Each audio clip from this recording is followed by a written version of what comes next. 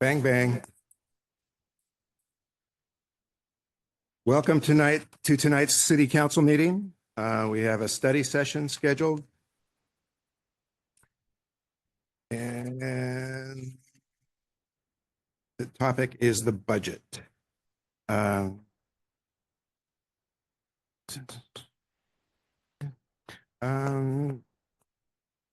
do the Pledge of Allegiance and then roll call. Or do we want to? I do see.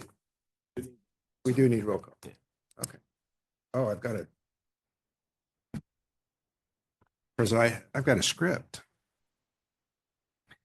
Okay, study session meeting at 5 p.m. Call to order. Mr. Domer, roll call, please. Thank you very much. Councilmember Crosby. Here. Councilmember Johnson, former Mayor Pro Tem in the presiding officer seat. Here. Councilmember Lau. And Mayor Pro Tem Kashifagita will be here shortly. Okay. Study session. Tonight, for the study session, staff will present a preliminary overview of the proposed operating budget, capital improvement plan for fiscal year 2025-26. Mr. Domer, can you please call up staff to make the presentation? Yes, I will call up Christy Lopez, our finance director, to begin the presentation. Thank you. Good evening, honorable council. Tonight, the finance department will provide an overview of the steps taken citywide in developing the budget, with a particular focus on the general fund, the city's primary funding source for community services. We will begin with a high-level summary of projected revenues and expenditures, followed by a review of the current financial forecast. After our overview of the general fund, we will transition the presentation to the Public Works Department, who will walk you through the capital improvement program. From there, the presentation will be handed off to the city manager to outline the next steps. First, I want to thank Citywide. This was a collaborative effort to get to this point. But of course, the finance staff has been working long hours to get us to this point. So I appreciate all of your work. Throughout this presentation, though, we do welcome any questions from council, as the budget is still in development and your input remains essential.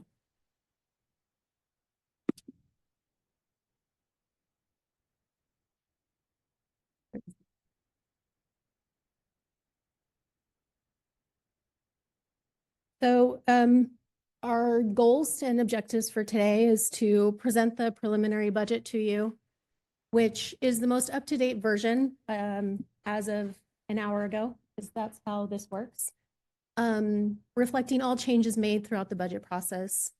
After that, we want to discuss the budget direction, get some direction from you so that we can finish putting the budget together. And that will lead us to prepare the proposed budget, which we will bring back to you on June 2nd. And now I'm going to pass it over to Ellie, who's going to talk about the budget process.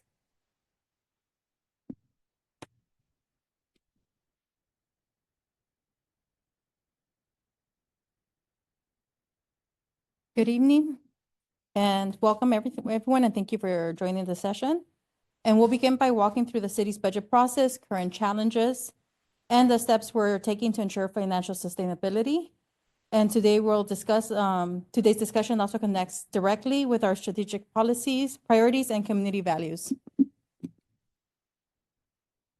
In recent years, at the direction of the City Council, the community, and the city manager, staff has taken proactive and a long-term approach to budgeting that prioritizes sustainability.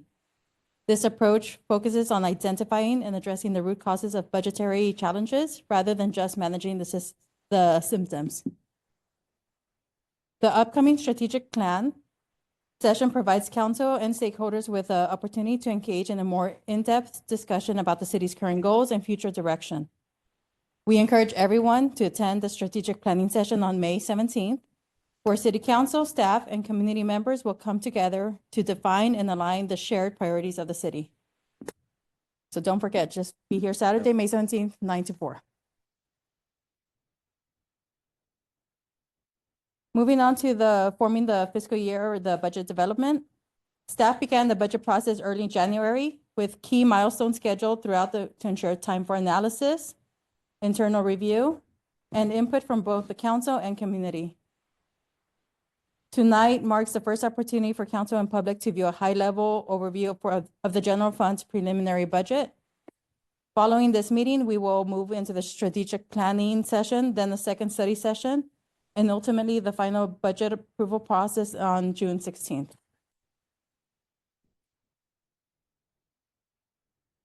Like many municipalities, we're facing several financial pressures. We have the rising pension cost, healthcare expenses, balancing increasing service demands with limited revenue growth. We have economic uncertainties such as slowing economic growth.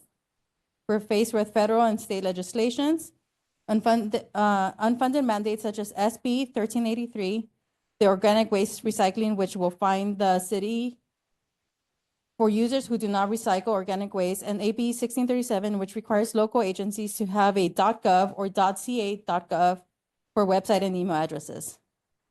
We have rising pension costs with UAL being dependent on the market. The workforce acquisition and retention. We have personnel that is the largest expense.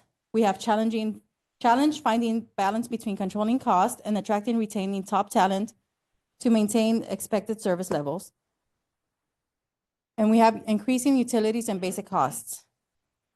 Edison will be increasing between 7 and 10%, gas increasing over 3%, and basic costs such as insurance, maintenance, and materials.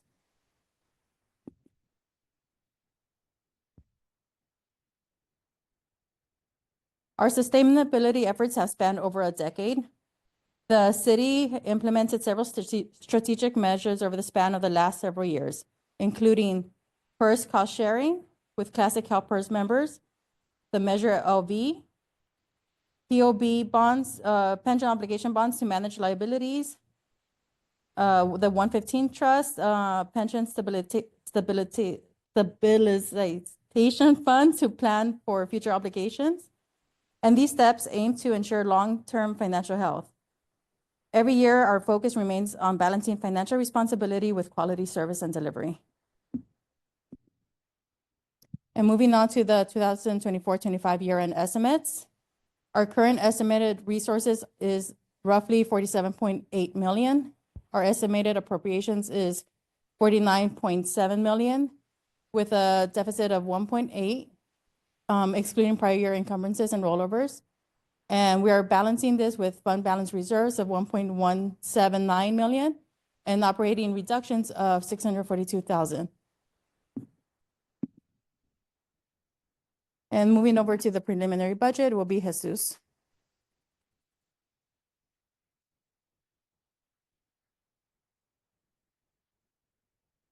Hello, good evening.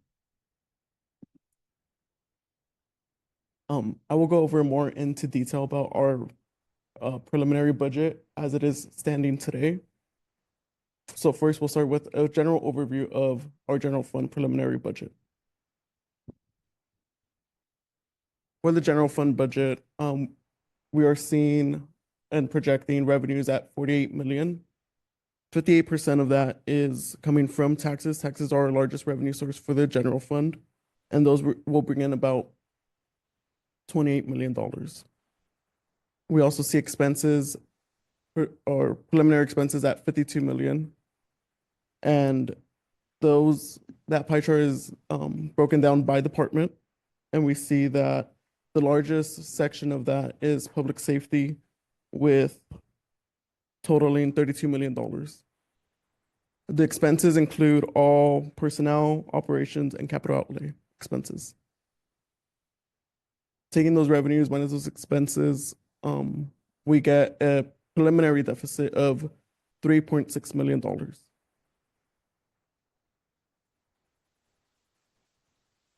Going more into detail about the general fund expenditures, focusing on personnel, we are expecting personnel to be about $34,639,000. You see two pie charts before you. It's the same data, just broken out into two different categories. So on the left, we see by department, which is police and fire, community development, public works, community services, administration, and finance. And then on the right, we see by category.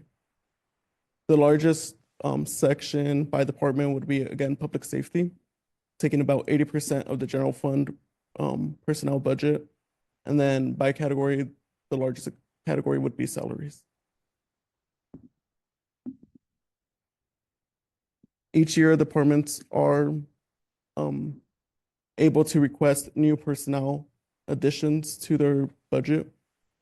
This would be stuff outside of the status quo budget. So this year, we have 2 departments requesting 4 new bodies. Community services is asking for a management analyst and an admin clerk. Police is asking for a police clerk and an administrative clerk. Together, those positions will affect the general fund by $183,000. However, there is an asterisk for the administrative clerk under police. That does have offsetting revenues. So the net impact to the general fund would be about 118.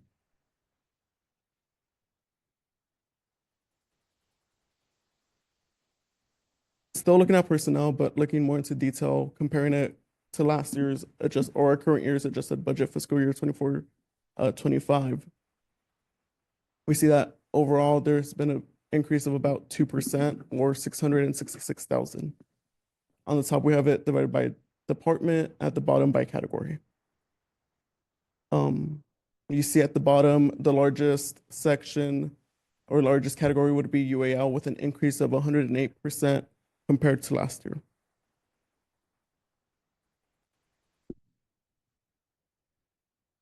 Going more into detail about UAL. UAL is the largest personnel cost increase we're facing for fiscal year 25-26. On the left, you see a year-over-year comparison. It will be increasing by 829,000. And then on the right, you'll see that broken down by the 2 groups that fall under UAL. We have the miscellaneous group, which would be non-safety public employees, administrative staff, technical maintenance staff. And then we also have the safety group, which would be safety public employees, so police officers and firefighters. And as you see, 2/3 of the UAL costs for next year are related to the safety group.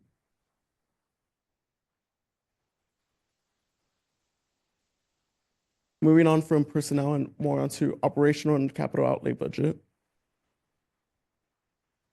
The preliminary budget we're seeing for operational cost is $16,801,629.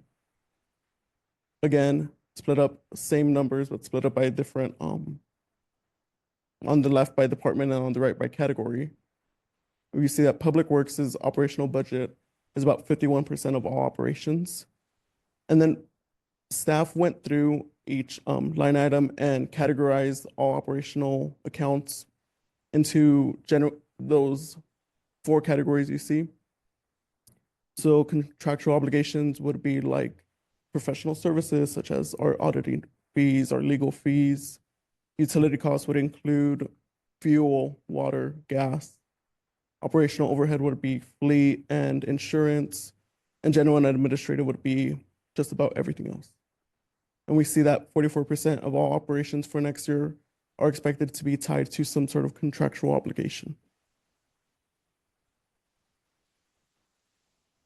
Again, comparing last year to this year, operations on their own are expected to increase about 11% or $1.7 million.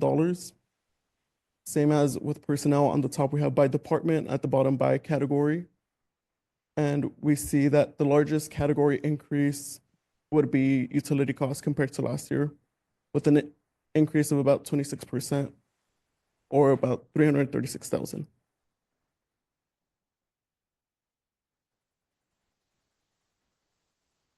Just as departments can request new personnel, they can also have capital outlay requests. For the coming year, we have a total working preliminary budget of $914,000. On the list, on the left, you see a comprehensive list of all those requests. And on the right, we again went through and categorized those requests. So about 56% of those are related to automotive work and equipment. 17% computers and servers, another 17 to construction contracts, and another 10 to other capital outlay. So is this $914,000 above and beyond what's already projected for the increase? So is that above and beyond the $3.7 million? It is included. It's included. Yes.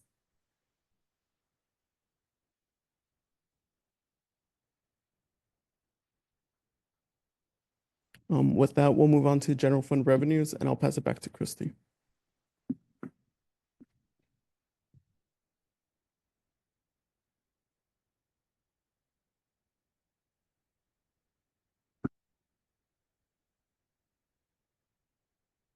Okay, so here we're looking at the projections for next year. The projections, we use various ways to calculate and forecast what our revenues are going to be. We use current figures, and then we also use consultants. So for our taxes, both property and sales tax, we use a company called Hinterleiter or HDL. And so we can see that we are having, and I'll go into more detail later on the breakdown, but we are showing that the increase in taxes is going to be about 3%. That is our largest portion, so it increases roughly $900,000. The charges for services, the adjustment that we're seeing, a lot of that is related to paramedic revenue that we're anticipating that has been increasing. The license and permit reductions, those are related to the building permit activity. We are not anticipating that we are going to meet the average $1.1 million that we have figured is our annual average that we get. And so that is why that has decreased so drastically. The general fund revenues, the property tax is showing a 4% growth. So we are seeing some growth in property tax, which is good. However, we have seen just kind of a stall in the sale of property. And so what happens with that is that an individual who's lived in a home for 30 years is going to have a much lower property tax rate than someone who just buys their house. And so when we see the home sales decline, then what's going to happen is we are going to see some stagnant activity in our projections. So we aren't seeing the 6% like we had seen in the past. For sales tax, we are actually seeing a decline, and we are not anticipating that this is going to actually recover, possibly a little bit next year. And a lot of that is related to just the shift in habits of individuals and shopping. They're shopping more online, which with the way that online sales happen, it depends on where the actual item is, who owns the item. So if it's Amazon selling the item or if it's a third party, really determines whether Laverne is going to benefit from any of that tax. And so we are seeing really a decline in our sales tax, which has been very impactful. So as we started to see what we were faced with, the $3.6 million deficit is not a small number. We started to look at really what the services are that the city is providing. So there are requirements that the city has to provide services based on the sales and property tax that we get in, and we have to provide certain level of services and certain types of services. And so we went through and identified what those different benefits are. So there are definite services that the city provides that provide a community benefit. It benefits everyone in the community, but then there are also items that have a personal benefit, but then they also have a community benefit. So, and then we have those individual benefits. So an individual benefit is something that maybe is directly impacting just one citizen and is not providing a total total community benefit directly. So we went through, it's not an exhaustive list, but when we were faced with this $3.6 million deficit, we wanted to take a look and just get an idea of what kind of services the city is providing. Because as we know, the public and the council, we understand that public safety is the most important service that we provide. And with that, we want to make sure that we can continue to provide those important services that we must provide. So looking at some of the other services that we provide, and again, this is not an exhaustive list. This was just a review. Really, we wanted to get feedback from council to see if this is something you want us to continue to look into, get more information on, identify how much these programs cost us. But for example, a preschool program, there is a definite individual benefit. You could also identify that there's a balanced benefit to looking at the fact that you are going to, impact a child's life, which will impact them later on in the future. But again, those are the kinds of decisions that we need to make, looking at the services that we are providing and whether we want to provide a additional general fund subsidy to these types of programs that provide that individual benefit. We looked at balanced benefit, so recreational swim, that definitely provides a benefit to the whole community by having a community pool, but at the same time, that is really benefiting that individual who is taking that swim. The community benefit, we looked at 4th of July, Christmas morning, excellent adventure. Those are examples of services that the city provides. And whereas 4th of July does have a community group that really handles the cost of the fireworks, making sure that that's covered, but there is no cost recovery for any of the staff. And there are quite a few city employees working that day since it is a whole day event. So we are really bringing this to you to kind of test the waters and see if you want us to continue looking into this further. And with that, if you have no questions on that, I'm going to hand it over to Isabel.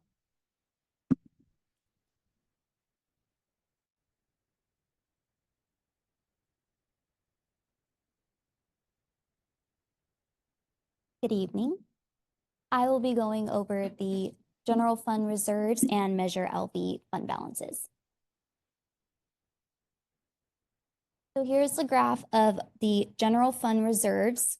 Reserves in a city government are funds that are set aside and not allocated to current spending, held specifically to provide financial stability, respond to emergencies, manage cash flows, support long-term planning, and ensure the continuity of public services. So our assigned funds, which is the lighter blue on the graph, are funds intended for a specific purpose but not formally committed, and these are designated by city management, and an example would be sick and vacation. Restricted, which is the navy blue, are funds that can only be used for a specific purpose by external parties or legally binding agreements. So an example would be the 115 trust, which is for future pension liabilities. And then committed, which is the gray, are funds that the city council has formally set aside for specific purposes through a resolution or ordinance. And this would be our emergency rainy day fund.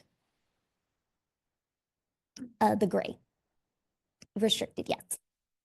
And so as the city budget changes, there is a required 20% that we have to put aside. So based on our estimated 53 million, this would increase our committed by 786,000.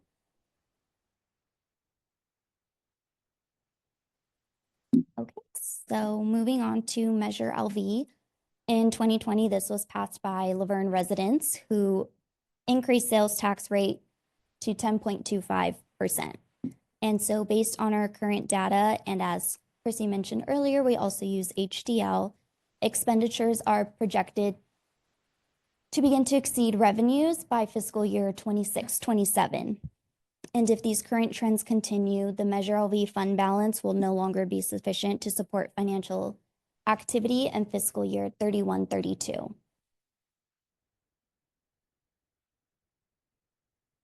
And so these are estimated figures for fiscal year 25-26. From our current year 24-25 to 25-26, there was a modest increase in sales tax of about $47,000. However, HDL projects a decline in sales tax revenue for fiscal year 26-27. And for 25-26, due to ongoing negotiations, specific costs are not yet finalized, which is why there is no change in expenditures, which is the Tier 1 appropriations. The Measure LV Oversight Committee met on April 29th and recommended that Tier 1 funding be expended pending the outcome of our current negotiations. And if there are no questions, that concludes the general fund financial overview, and I will pass it to Public Works Director to present the CIP.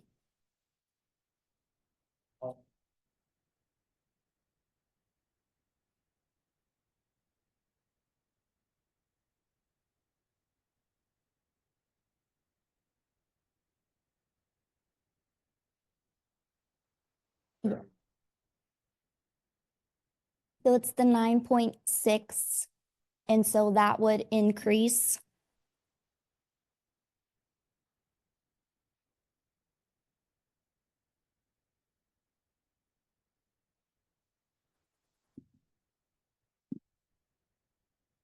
Um, Not no, thinking that- no, you're fine. After mid-year, the percentage was 25%.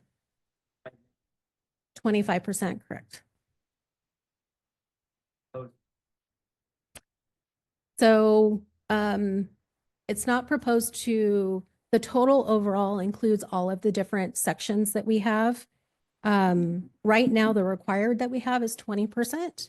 But as our expenditures increase, then that 20% increases. And so, right, so next year we would have to add 7% to the reserved amount, or I'm sorry, $700,000 to the reserved amount, the restricted amount. And that percentage dropped, I believe, by 2% is what it was. So we would have 23% in reserves. Just, When I got on council, it was about 28%. And then after this proposal, it will be at about 23%. no, so if we only add the $700,000 and don't, because right now we have a deficit of $3.6 million, That's and my we don't question. utilize any of those reserves, and we somehow cut the $3.6 million, then we would be about 23%. But if you have the 3.7 million, not 3.6, roughly $3.7 million, then that would cut into those reserves as well. Correct, and that would drop us down to 18%. To 18%. Correct. So again, starting on council about 27, and now the proposals would drop it to 18. If we utilized the amount of funds that we have available in the reserves, What they're asking. it would drop us down to 18%. Correct.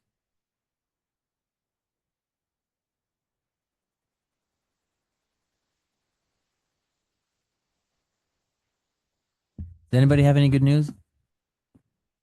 I'm just asking. Sorry. Lighten it up a little bit, man. I don't know. All right. Sorry.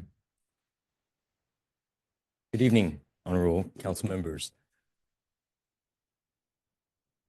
Okay, all right. It's a pleasure to present this evening's preliminary overview of the city's capital improvement program, budget request for fiscal year 25-26. As you know, I joined the city midway through the budget development process, so I do want to take the opportunity to acknowledge members of my staff who helped develop this year's CIP. So Joe Vieira, Christy Sanchez back there, and Nicole Houston, and Colin Purdy, I don't see Ryan Ciotti in our water and sewer operation. So thank you to my staff. So first, just a bit of context. So what is a capital improvement program?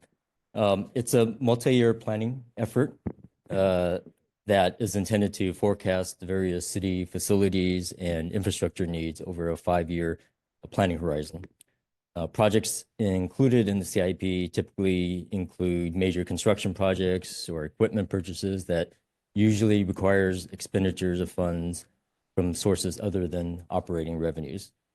And projects typically include rehab projects, replacement, and new capital construction projects, et cetera. And the first year of the multi-year CIP really represents the CIP budget year requests. So that's the staff presentation for this evening.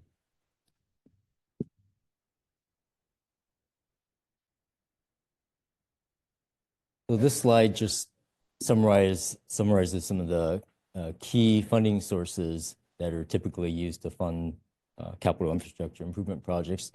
And they're mainly the restricted fund sources that were alluded to earlier.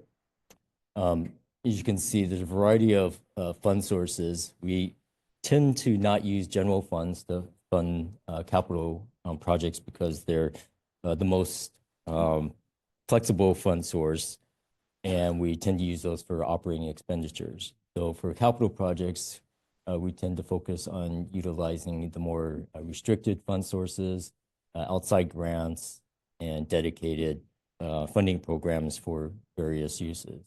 So for example, park improvements, we tend to focus on park development funds, Measure A. For transportation projects, typically we focus on using state sales tax and the LA County transportation sales tax measures dedicated for transportation. Water projects, we focus on using water fund revenue, sewer system projects, similarly sewer fund, and stormwater related projects, Measure W.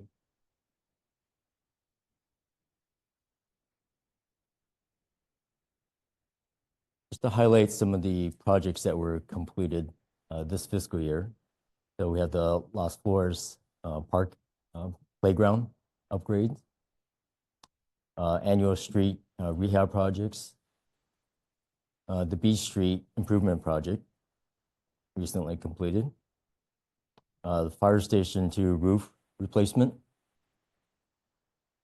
SB1, which is the state gas tax dedicated fund for street rehab. I think that was Hayes and King Street. And then CDBG funded curb ramp improvements. So again, I also want to acknowledge City Engineer Cody Howling for a lot of his involvement in helping execute the projects, as well as Colin Purdy for helping the implementation side.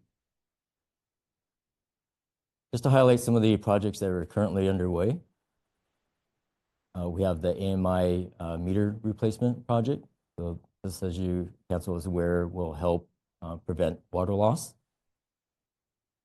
We have the Las Flores Park restroom installation. That's expected to be complete this summer. The Heritage Park gazebo replacement, that project is in design. The Oak Mesa Playground upgrade, that project is expected to be complete September 2025. The pre-fillers upgrade for Amherst water treatment plant. So that project is also in design. And the booster pump project for zones 3 and 4, also expected to be complete by the summer. And we have the recently council approved slurry seal, crack seal project in Golden Hills area. So that's expected to also be complete by summer 2025. And as we're aware, the re-roof replacement project that's been going on in this building. So that is expected to be complete by the end of this month. Hopefully we'll seal up all the leaks that this building has had over the years.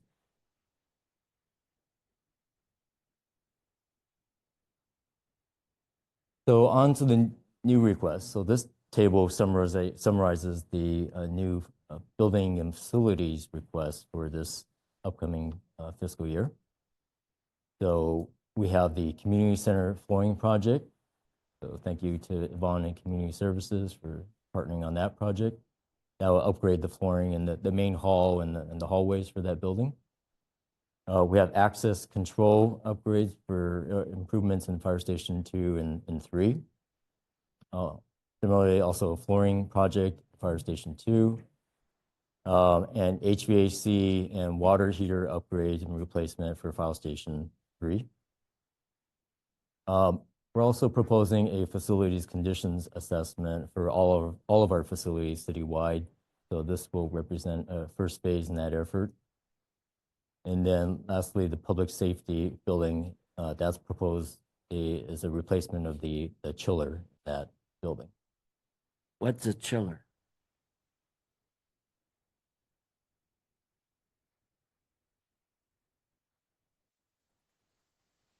On that project, real quickly, the entire unit needs to be replaced, which is a much more expensive endeavor. But we do believe that replacing the chiller at that amount will get us through another 3 or 4 years until additional items on that overall system, the HVAC system, need to be replaced. Sorry. Then when you replace that, will then that need to be replaced when a whole new system is put in, or can that be used in the new system? The latter, it can be used in the new system. I just don't see spending 125,000 for one time.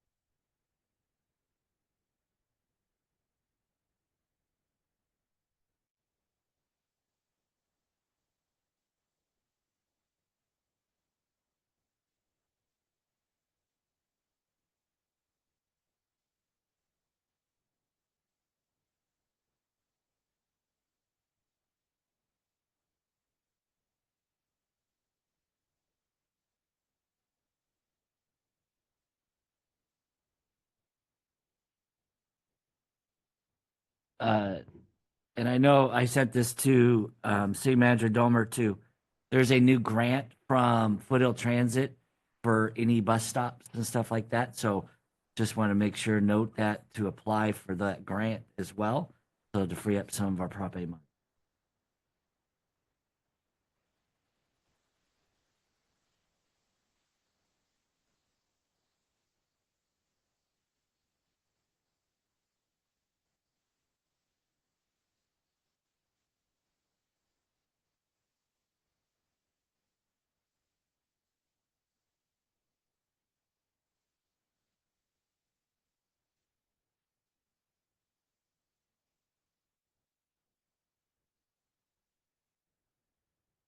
Are all of these requested projects for funding, are they part of the previous analysis, or are these on top of our new as well? They're all part of the previous analysis. And there were more and there can be less. So as when Danny wraps up, he'll talk about only 200,000 is from the general fund. The rest of them are covered by dedicated funding sources like Measure R, Measure W, Measure A. So, but the question future as well, can those funding sources be used for other things as well, or are they so restricted that these are what they use and we need to make sure and use them up? yes, so they are restricted to what they're correct. Yeah. So we're being very judicious with those funding sources to what their eligible uses are. And then the general fund, of course, that is a one-time only source, a very protected source. It is only going for, I believe, once we, well, we'll talk about that when we get there. I just want to make sure the public hears that. Yeah. About those restricted. All right. And then lastly, under the sewer category, we have one project which was a carryover project. So staff is requesting $50,000 additional funding. That's for the Franklin lift station to replace 2 pump stations.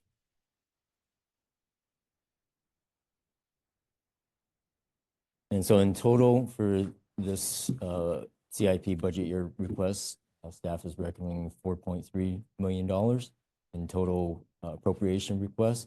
Of that amount, 200,000 is from the general fund request.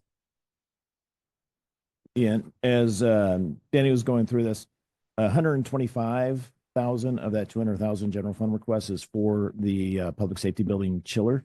And then the other 75,000 is actually for a facilities assessment. And that kind of goes along with the Parks Master Plan, which is funded under Measure A.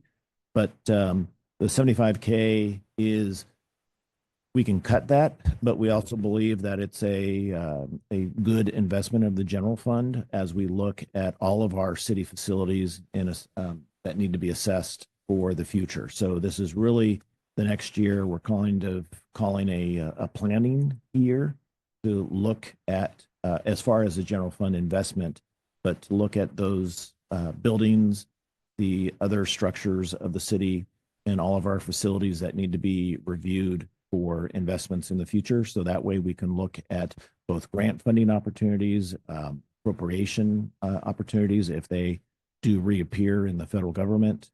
But very limited amount out of the overall $4.29 million CIP request.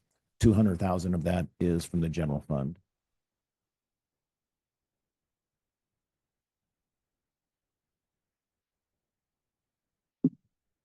That concludes my presentation. Do you have any other questions or have staff as well? I'm sorry. The last part, the sewer line, Franklin lift station, where is that? Stone? Okay. Pudding Stone Drive? Thank you. Putting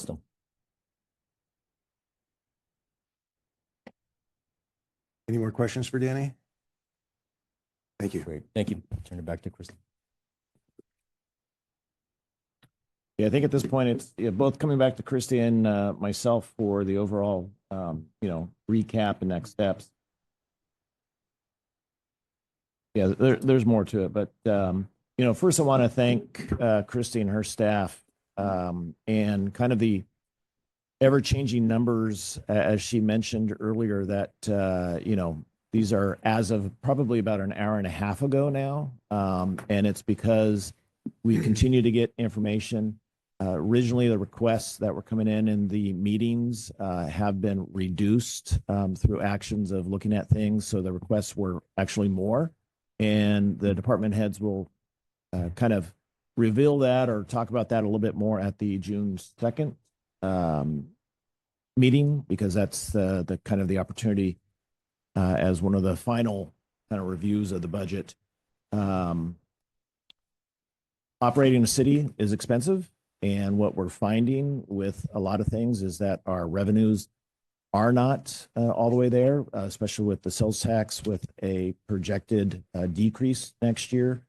The property tax, where it's about 3.9, 4.0% increase over last year, which it's great to have an increase. It's less than what we're seeing in the county. And with over probably only about 165 to 170 real estate transactions. The great thing over last year, it's one of the least amount of real estate transactions that we've seen in the last 10 to 15 years. And so, again, it's great that everybody loves Laverne. And we're seeing that overall with the interest rates and the fact that, quite frankly, you can't find a house if you sell a house. So people aren't moving, which is great, but it's cities depend on that overall reassessed valuation to drive that property tax to help fund services. So that's some of the things that we're looking at that we just are not keeping up with. So I got a question. What about annexing some of the properties from belonging to LA County?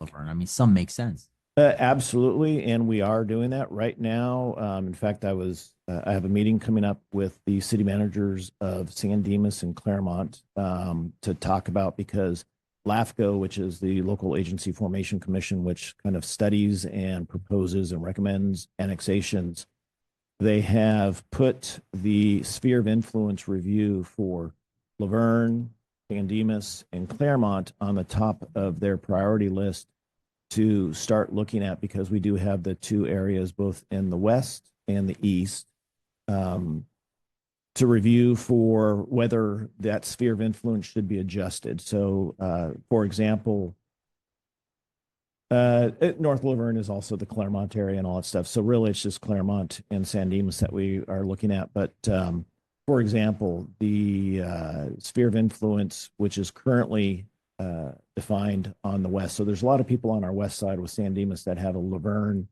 91750 address. But some of those are outside our sphere of influence, was set in the early 1970s. So that's why they're looking at it. There's truly only about 4 properties that are in that unincorporated area on the west side that have a San Dimas. So they're going to be looking at, does it make sense for the services as defined and as served to be Laverne or San Dimas? They'll come back to us. There are some. Out of how many of those 4? 100, or because I know the area you talk about by Ramona Middle School. Oh, right? no. Yeah. So those are 4 properties out of several hundred 100. in the unincorporated area. So most of them right now carry a Laverne address. And so they're going to confirm whether it's best served by Laverne or not. We do have a request from one of the HOAs up Brassy Lane. And so we're looking to set up a meeting with that HOA to talk further about what it would be. We have an intern starting in admin and community development that will be helping us do kind of a community survey and then putting together community engagement with that. So overall, there's no commercial areas really when it comes down to it. It's residential. Residential does cost the city. So, and that's one of the analysis that will be looked at. So it's not a moneymaker to annex, but it's also kind of a making the community whole, because right now they carry a Laverne address and they should be Laverne, but they're still being served by the county and they may not be getting the best services. So that's some of the things that we'll be looking at. As far as water, do we serve those neighborhoods? Yes and no. We do on the east side, on the west side, yes and no, because some of them are served by Golden State. And we do, like the entire Fox Glen area, which is currently in the city, is served by Golden State. So it's a yes and no type thing. So wouldn't change the overall economics. And it wouldn't change who is served by the water. So,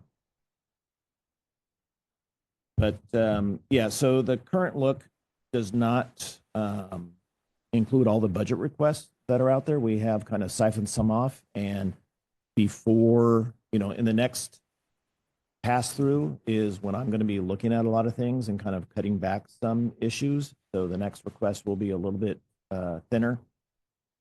It also doesn't include some of the analysis that we're going to look at, because the biggest drivers that we have as far as expenditures are unfunded actuarial liabilities, which is the pension cost that has increased from what was a budget ago. The last fiscal year was about 11,000. This year is about 900,000. In 25, 26, it's going to be about 1.5, 1.6 million. And again, that's costs that we don't control. That's for based on CalPERS returns, based on the promised benefits of pensions. And so that is a huge increase that we just have no control over. The issue with the tariffs and the whole uncertainty over the federal system right now dropped CalPERS by about $15 billion, though they have also recovered.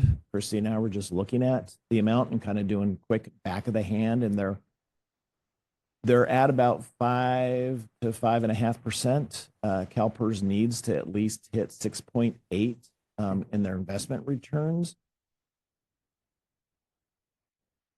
No, you could still retire because it's on the back of the city to make up that unfunded actuarial aerial liability. So it's really, we want to have a robust above 6.8 return. We may get it, we may not. Even though there's about 6 weeks left, they do a mark to market at June 30th. And who knows where we'll be. I think Christine and I were talking about this, and the markets have rebounded. So that loss, not just the 15 billion to CalPERS, but the entire market loss from some of the issues going on, has been replaced, but we don't know what's going to happen. So yeah, what's next? And it seems like the markets have kind of almost started saying, let's not react to some of the emotions that are out there and to some of the statements that are made, but let's see what's going on. So in a way, the markets are kind of showing some emotional intelligence to what's maybe not emotionally intelligent to going on. And we see some kind of status quo. We don't know. So, but in addition to that, it's the overtime for public safety that we've been seeing in the last year that has been driving some of our costs too. And on that, so for example, fire department has asked in their initial for 6 additional firefighters. And to that, I said no at this time. But we are reviewing because there's a potential that if we add some positions, could that reduce fire overtime? That's some of the stuff that we're still reviewing at this point, and we'll be bringing back at the next time. And the same thing goes for police, though there's a different ability to respond on the police overtime versus fire overtime. So a lot of unknown as we go forward, and we're trying to finalize that so that we have the good information for you guys to make decisions. So, and then with Measure LV, it clearly shows that in 26, 27, the streams are going to cross. And that means that the expenditures are going to exceed the revenue that is being brought in. At that point, we're going to be using the fund balance. And as we know from Ghostbusters, don't cross the streams. And so the reality is that it's a great revenue source, but we have to be careful because it's not an unlimited revenue source. And it was promised to be that enhancement for compensation going forward for the recruitment, retention of employees. And it has been, but again, it's not an unlimited source. So the goal is to use those fund balances to equalize and to make sure that we can continue to use that as an ongoing resource, but we have to be careful. So, and with that, yes. Yeah. So there's some long-term options that we'll be looking at, which includes decreasing service levels, which includes personnel, operations, capital. There's short-term option that we can talk about, which is transfer from city reserves. But as Councilmember Crosby was bringing up, that's not an ongoing option. We have been maintaining the 20%. The GFOA, which is the Government Finance Officers Association, has a recommendation of about a 17%, 16.667, but a 17%. And then we can utilize some of the 115 trust and OPEB, and Christy can talk about that a little bit more because on the OPEB and the 115, we have, as we set those funding sources up, we have a percentage that we know needs to be maintained, about I think it's a 5.5% or so. And actually, because of action that the council has taken over the last year and a half or two, with bringing on both Schuster Financial and then allowing us through Schuster and their financial advisory to look at different things that are above and beyond a LAIF or other investment options, we have exceeded that 5.5%, which is great. And then so in order to continue to build those funds, we can use those overages, if that's a good term or not, to reduce what the deficit. And then there's deferral of improvements, which is never a good thing. But it's also one of the reasons why we're suggesting to use some general fund money above, like Measure R, Measure A, Measure C, Prop A, Prop C, for the facility assessment. So, Christy, where else are we at? I think just one other thing to mention about overtime is, and we briefly mentioned it at midyear, is our goal this year was to work with police and fire to try and identify if we can include a buffer for those IODs. And so we do have a buffer included in this 3.6 figure for both police and fire. So we have upped those overtime budgets a little bit to hopefully absorb some of that in the event that it happens. We don't want it to happen, but it unfortunately has been something that's been reoccurring. And so we're trying to plan for that now as opposed to bringing it back at midyear. So that's included in there. So it is a little bit higher because of that.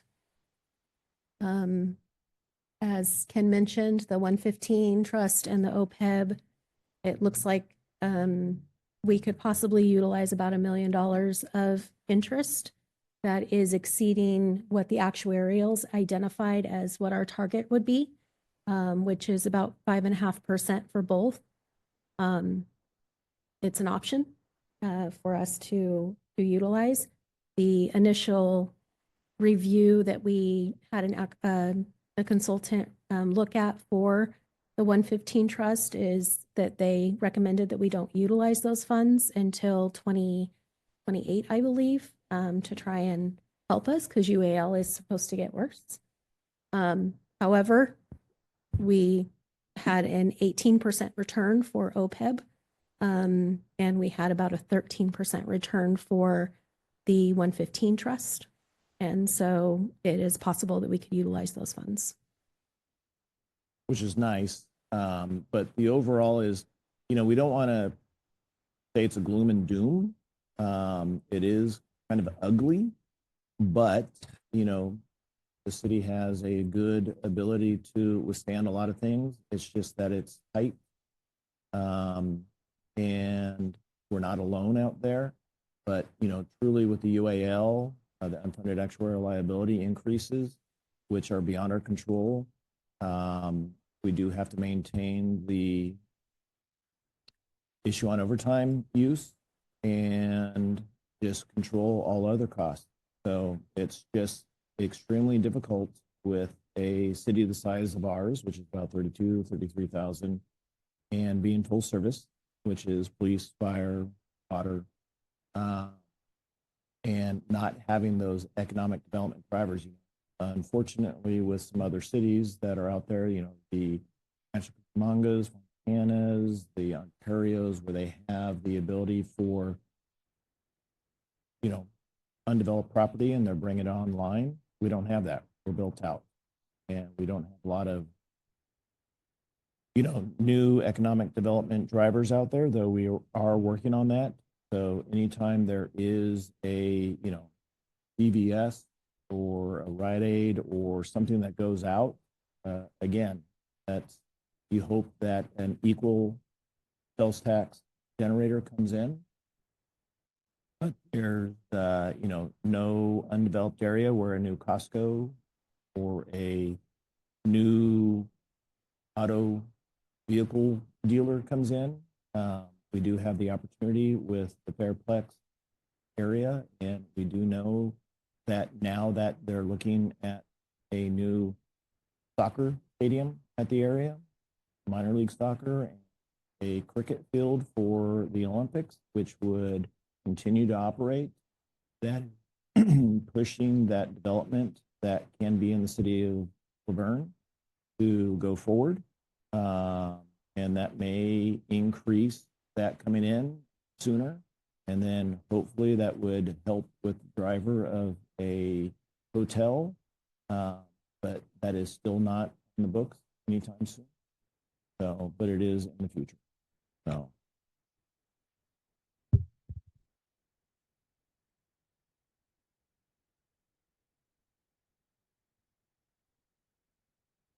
This is just a summary, but really, these are the next steps that we have.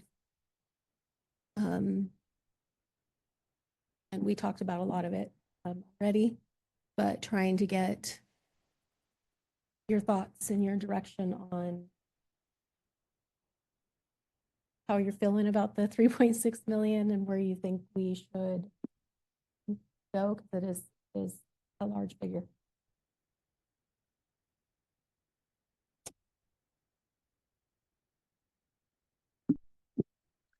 So I think just a personal opinion on the CIP.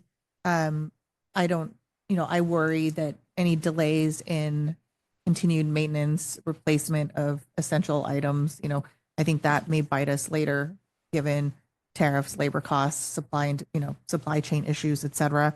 And if it's 200,000 from the general fund, I don't think that ask is necessarily the thing that's going to kill us. Because since they do have other places where they're looking at, funding these items that they've requested. I am interested in hearing more about the current city programs that were talked about. I'd like to know what revenues those are bringing in for, particularly for some of those individual ones, like what is the cost of running that program? What is the cost of, staffing it? And then what is the revenue that we receive from it? And then what's the benefit? So I'd like to know all of that. I'd like to know, as you indicated, 4th of July, while there is a community committee that I sit on, it is a lot of staff. And that's staff time, not only the day of the 4th of July, but we have meetings starting months ahead of time, which is necessary in order to plan for something like that. And I've heard from, our staff too, that it is not easy to staff that day. So what does that look like? So again, I'd like to see what that is. I'd like the public to know what those costs are for those programs so that we can make an educated decision, because just saying that, that costs us money and what's the benefit is not enough. So I would want more detail on that. I am not super keen on utilizing reserves because I do get concerned about falling into a pattern of using reserves, especially when it's fluctuating. We really may have a bad rainy day that we're going to need to look at it. So I would expect that the next time that staff comes back, we see what could we pare down, a further prioritization, some additional details so that we can make some educated choices on some of these other items that were discussed. And I'd like to, and it may be premature, maybe it's more for our strategic planning meeting on the 17th, but I'd like to talk about what are we thinking about for revenue. And I totally understand the fact that we are built out. We're not getting a car dealership despite my pleas for a car dealership.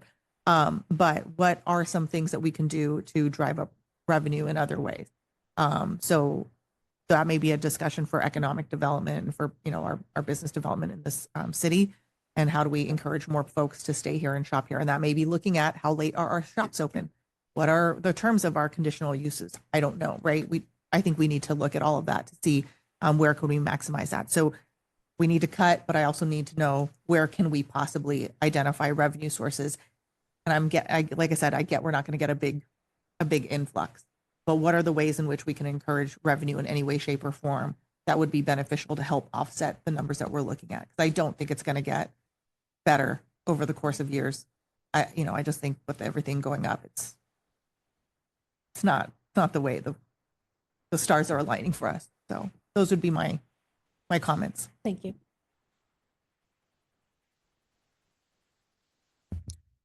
Now, one thing we did, I think, earlier this year, and last year, I'm sorry, I had a lot of things going on, was having for example, reaching out to our other community partners, the Benita Unified School District, to be able to fund some of the things for our kids that we have for after school programs. Is there anything we can reach back out to the Unified School District to fund some preschool and other events for kids, or other means for the state? For I'm not sure about the paramedic services that's funded through us, or that we can reach out and maybe the fire chief can explain on that to get any additional funding, maybe from the state or the federal government.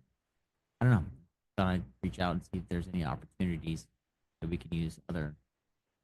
Yeah, I'm not sure about the school. The paramedic, we do cost recovery through a third-party company who bills the insurance company. Oh, okay. However, if you are a resident, because you do pay into it was Measure GG, it's Sure. And that's awesome. collected. Yeah. Any amount that we do not collect from the insurance company is forgiven. So Sure. I don't know exactly what the amounts are, but I believe the last time I looked, Medi-Cal transport was maybe $1,800, and we were able to collect $700 of that. So just to give you an idea, and again, I could be wrong on those amounts, but we're forgiving that amount, which is what the cost would be to actually transport someone to the hospital. That, Also, like, We are, and although it was a very, very quick analysis, because we do have a percentage on top. If you're a firefighter paramedic, you get an additional 15%, and that's how it's calculated, your pay. And so we looked at what that 15% was for each position.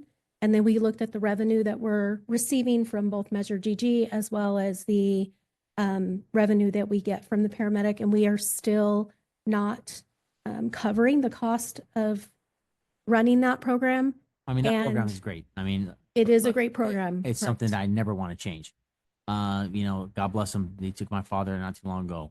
So, for our senior citizens that in our community, or others that just can't, afford it. I remember many years ago, long story short, that, I remember people saying that they didn't want to go to the hospital because they couldn't afford a paramedic ride.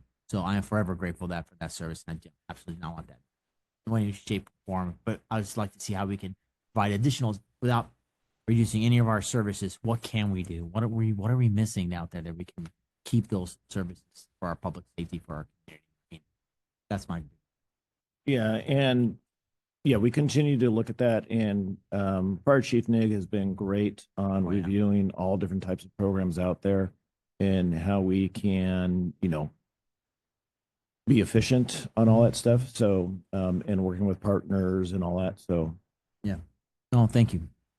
That's fine. Make sure I'm striving to keep our services that we have. That's all we have in our great community. That's why people don't want to leave in our community. That's why our homes are not selling. I get it. Correct. Yes, Everything. it is a double-edged sword for sure. Sure is. Thank you. Any other? Sir? Yeah, thank you. Having a proposed budget structural deficit of $3.7 million and making our reserves go down below the 20%, which since I've been in office was at 27, 28%, so lower than 10% of the last 6 years, is not sustainable and not doable. So I don't feel that if this came back as a budget, that I could even vote for a budget that had this much of a structural deficit.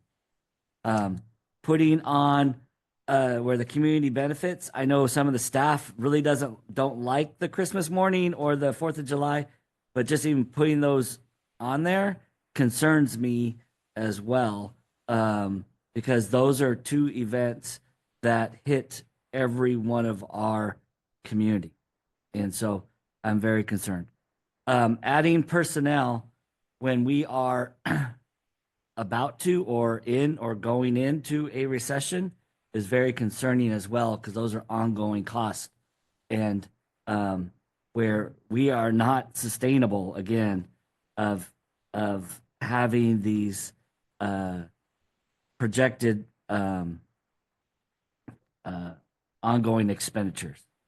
When expenditures grow, I thought was heard up 11%, and revenues increasing only by 3%. That's not, we can't run that, we cannot run a city that way, or we won't be running it very long. And we need to really look at, especially going into the state of finances, what the country is going into right now, we need to look at tightening our belt, not letting it loose. And it seems to me that this first stab at the budget is too much. And so really need to look at that. I know you said that the let me get the right terms. The trust 150, the 115 trust and the OPEB were not unlimited source. Neither is the general fund. And we need to really look at what our and prioritize our expenditures, because our revenues are not keeping up. And that is what our residents expect us to do. And we really need to have a balanced budget going into next year, especially with the outlook of what our state of economy is going into right now. So I generally concur with your statement. I think what I would ask in my further direction to staff is that, to Mr. Crosby's point, I think that there needs to be a cost benefit. When I say examine the programs and I want to see the numbers, it's because I think we need to be willing to think outside of the box. If we're going to execute on these programs, if we're going to ensure public safety, it may be in a different way than we've envisioned in order to meet the goals of having a balanced budget. So, I would urge that as staff goes back and the different department heads go back, I want the case made. So to, Mr. Domer's point about, does hiring additional personnel result in a decrease in the overtime numbers that we were seeing that would make sense, then I'd like to see that data. Because otherwise right now it's anecdotal, it's conjecture. So I'd like to see some meat on that to try to figure out what is going to result in an actual cost saving and what is going to be beneficial to the city. Because as we're sitting here, none of us want to cut anything, but we have to at some point because this is not tenable. So, but again, I want it to be a double-edged, I want it to be a two-pronged approach. How are we going to try to be balanced by cutting if necessary? And what are we going to look at to increase revenue if necessary? And whether that's finding grant money, finding other revenue sources, whatever it is, again, I just urge us to think, we got to think outside the box, because we're not going to have empty land anytime soon that's going to result in us having a Costco that's going to help us out. So that would be, again, just clarification on my previous direction. And I concur with Rick and Wendy in regards to the budget. We need to balance it as close as we can. Can't continue to lose money or to spend so much more money than we're bringing in. Got to balance that budget more than.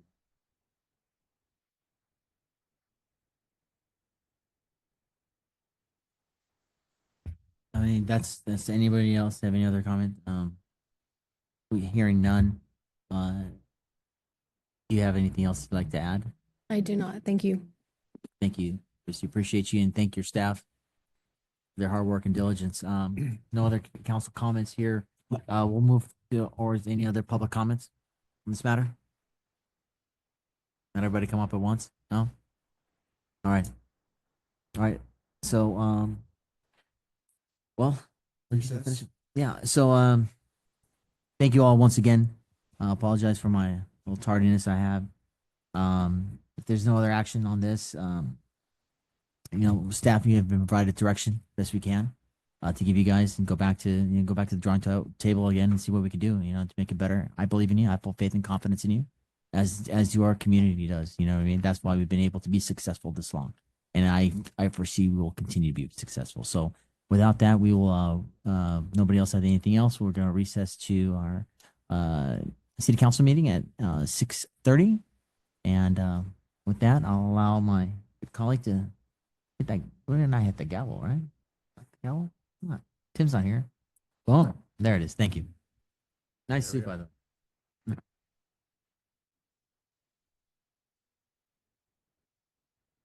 All right, good evening, everybody.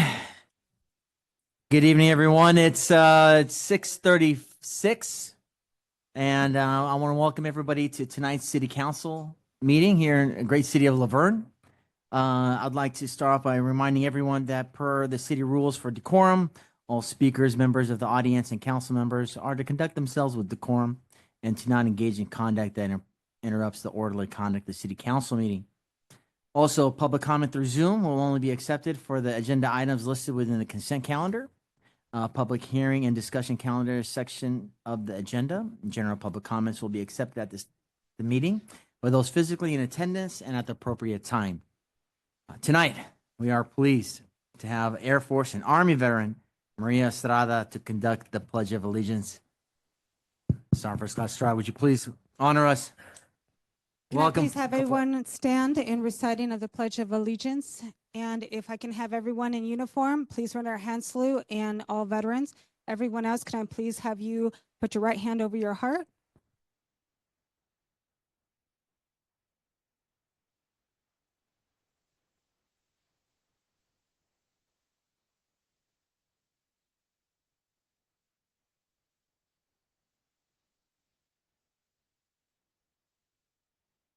Thank you. You can now be seated. It's our first class. We're going to need you for one more second.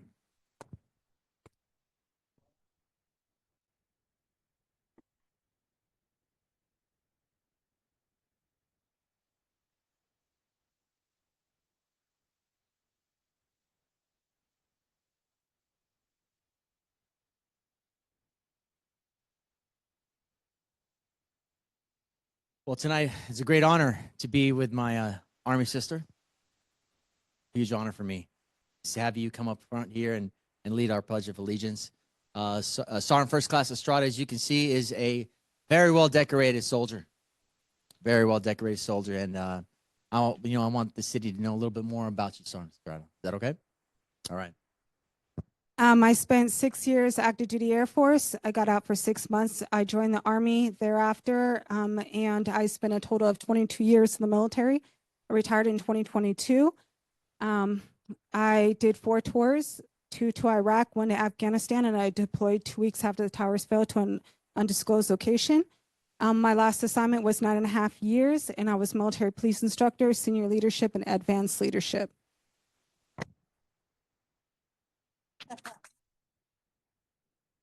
True warrior.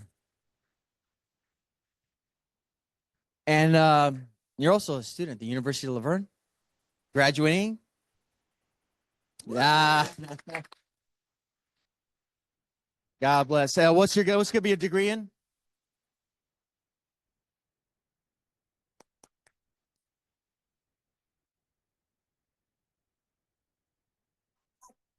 I want to help out local veterans like myself with the transitioning process, also with trauma. And I also want to help families with their trauma. And I worked at a few locations for my internship at the Children Advocacy Center.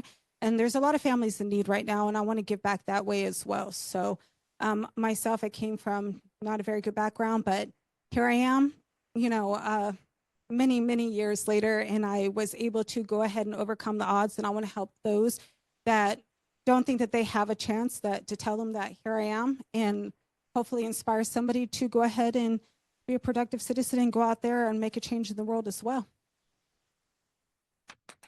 Thank you. Thank you, Sergeant First Class. Great warrior and soldier. And an airwoman. And most people go the Army to the Air Force, but not the reverse, but hey. No. Hey, I understand. I understand. God bless you. Without further ado, City of Laverne Certificate of Recognition presented to Maria Estrada. This certificate is presented on behalf of the Laverne City Council to Air Force and Army veteran Maria Estrada with sincere gratitude and appreciation for your dedicated service to our country. God bless you, soldier.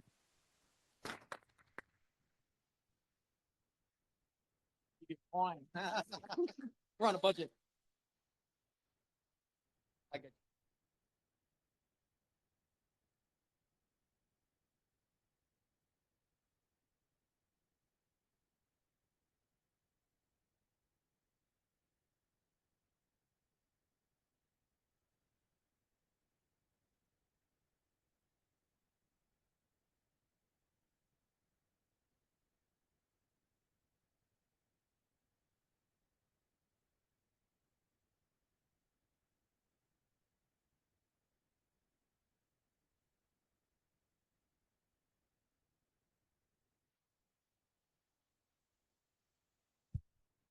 Mr. Dormer, roll call, please. Thank you, Mayor Pro Tem. Councilmember Crosby, Here. Councilmember Lau, Councilmember Johnson, Present. Mayor Pro Tem Kashfagita, Present, sir. and Mayor Hepburn is out of the country on vacation, so excused absent. Have a good old time. As he- At this time, prior to presentations, we would like to take a moment to honor the life of a longtime ULV professor, Don Pollock, who unfortunately passed away on March 24th. I know his family is in attendance tonight. Our condolences to all of you. While we adjourn later tonight's meeting, on behalf of Don's honor, I'd like to ask my esteemed colleague, and good friend, amazing person, Councilmember Lau, to please read the adjournment. Thank you.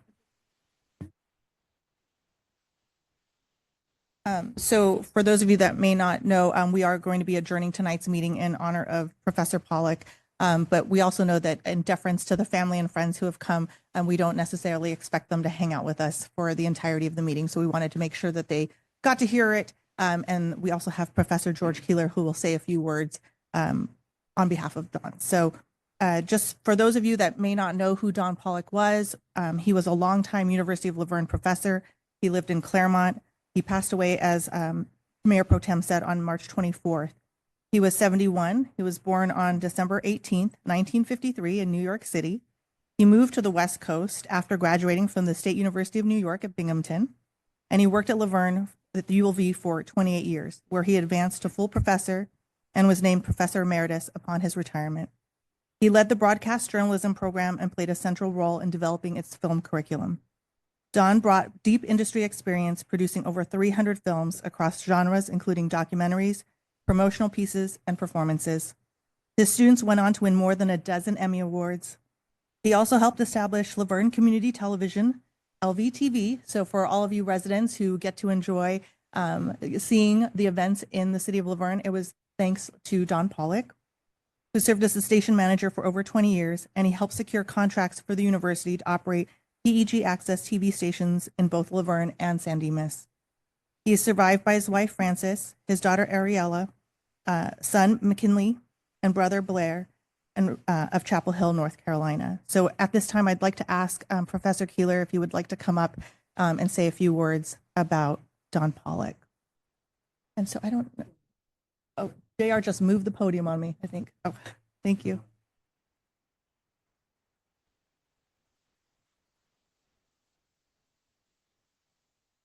Thank you for honoring Pollock. He actually counted up how many years that he was station head of LVTV, and it was 25 years.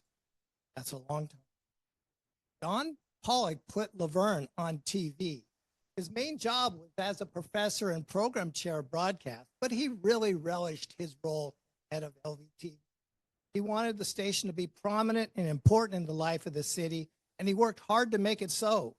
LVTV was everywhere. State of the city addresses, city council candidate forums, little league games, soccer games, the Smudge Pot Bowl, news shows, Bonita High School, Ramona Middle School, all the elementary schools.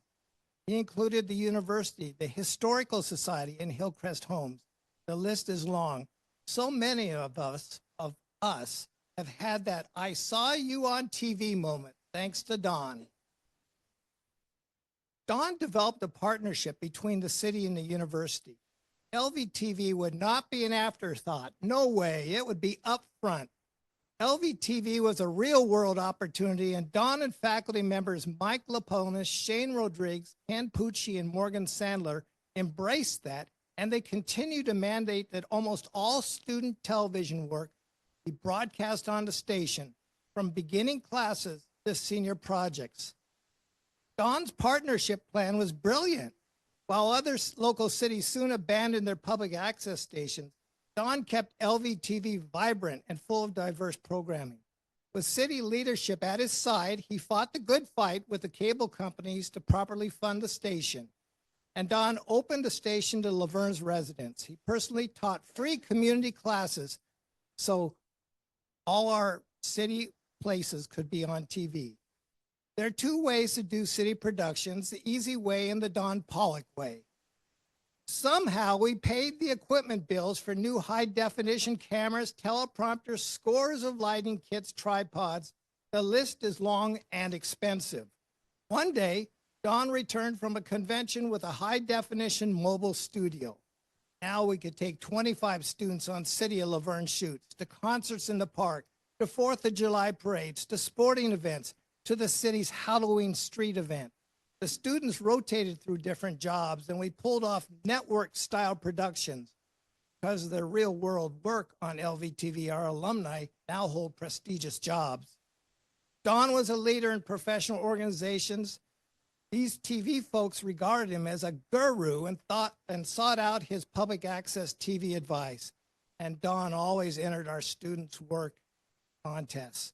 The countless Best in Show awards made it so faculty in the United States never, ever asked, "Where's Laverne?"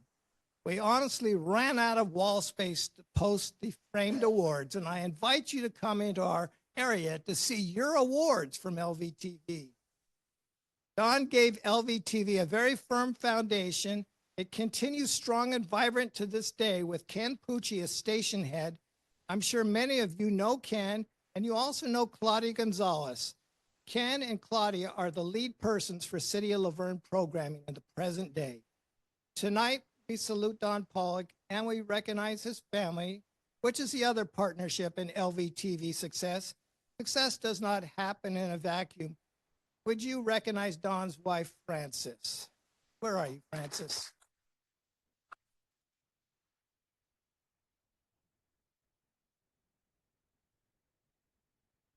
And Don's brother, Blair, joins us on the internet tonight. Thank you for sharing Don with us, Frances.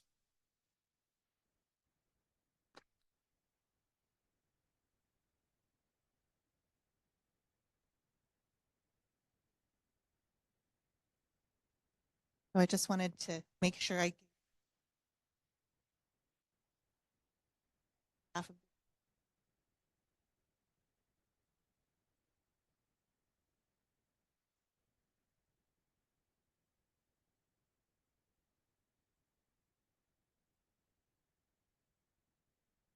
Thank you, Councilmember Lau, and may he rest in heaven with our Lord.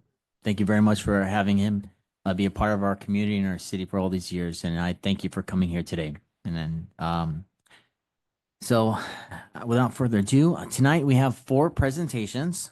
First will be the Older American Month proclamation. Every year in May, we recognize older Americans who contribute their strength and wisdom to developing a better nation. This proclamation is presented to the city's Senior Advisory Committee, who continue to provide essential input on the needs of the older Americans in Laverne. Do I have the committee members here today? Gentlemen, if you can, come on up. I'd love to acknowledge you.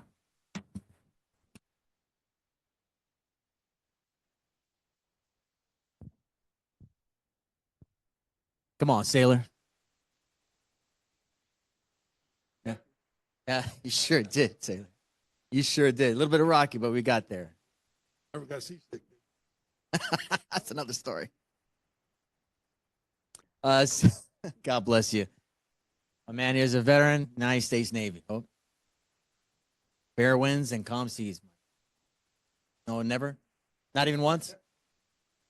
City of Laverne proclamation.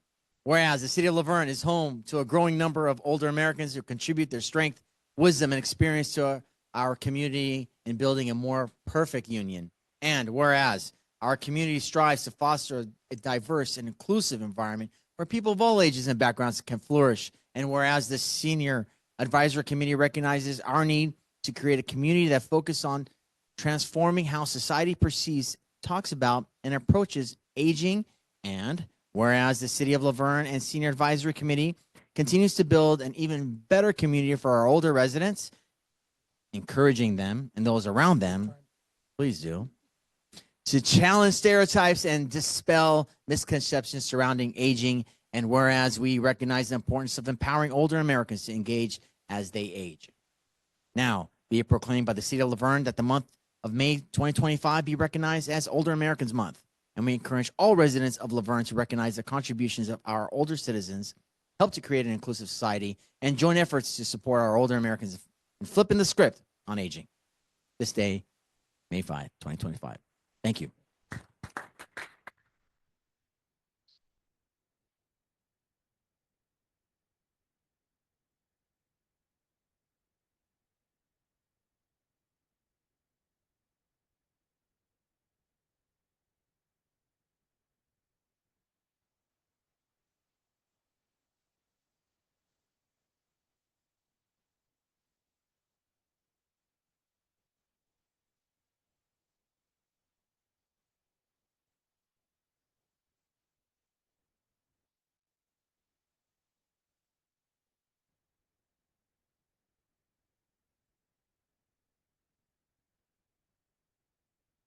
But wait, there's more. All right, our next presentation. Now we will move on to our next presentation, a Military Appreciation Month. May is recognized nationally, honor and recognize the contributions of current and former members of the U.S. Armed Forces. This month-long observance aims to raise awareness and encourage appreciation for those who serve or have served in the military. I ask our Commander, VFW, please come forward.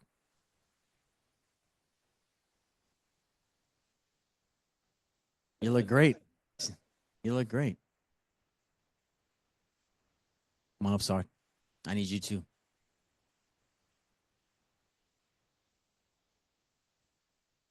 You know, every good officer has an amazing NCO with them. You know that, right? I'm prior enlisted. I could say that. All right. Well, then why don't you get on this side? See, that's why you have a good NCO. For those that don't know, non-commissioned officer, I was a prior NCO before I commissioned as an officer, and I still, anyways. Got to have a good NCO by my side at all times. All right. City of Laverne, proclamation. Whereas the multitude of freedoms enjoyed by the United States citizens today would not be possible without the sacrifices made and the continued vigilance demonstrated by the United States Armed Forces over the course of our nation's history. And whereas the service and sacrifices made by members of the United States Armed Forces and their families have preserved the liberties that have enriched this nation, making it unique in the world community. And whereas members of the Veterans of Foreign Wars, Post 12034, Band of Brothers, continue to serve the local community through their volunteerism and participation in ceremonial events, all while fostering camaraderie amongst local veterans. And whereas the VFW Post 12034 Commander Phil Ramirez exemplifies excellent leadership by continuing to advocate for veterans and their families, organizing fundraising events, and inspiring others to pour into the veterans community. And whereas Commander Ramirez, having served as commander of the VFW Post 12034 for 4 years, represents the pride of Laverne and models the spirit of the National Military Appreciation Month. Now be it proclaimed by the City of Laverne that the month of May 2025 be recognized as Military Appreciation Month. And we express deep gratitude for Phil's years of dedicated service as commander and the lasting impact he has made for the VFW Post 12034. Hope.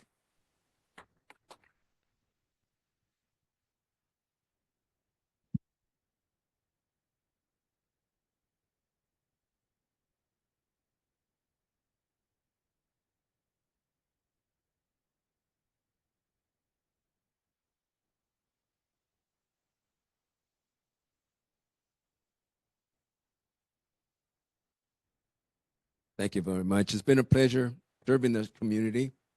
Sad to say, though, this is my last month as commander. I'll be passing the baton off to a first female commander of our post, Maria McKinney. Come on up, come on up. Come on up.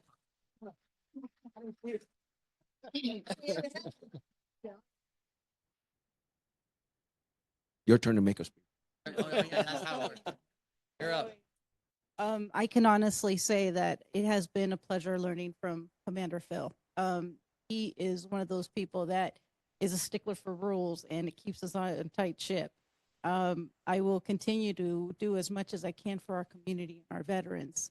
I hope that he can, I know he's going to take a little break after he's done, but I want him to come on right back and keep doing our events and everything else with us. But I can't say anything else other than the ship is still there because of it. Each commander before me and I have learned a lot thus far, and I will continue to learn because that's how we get it through it together. Hopefully, I can work with everybody here and get to see more of you in our community events for sure. Thank you. Thank you very much. We appreciate you. Airborne. Right.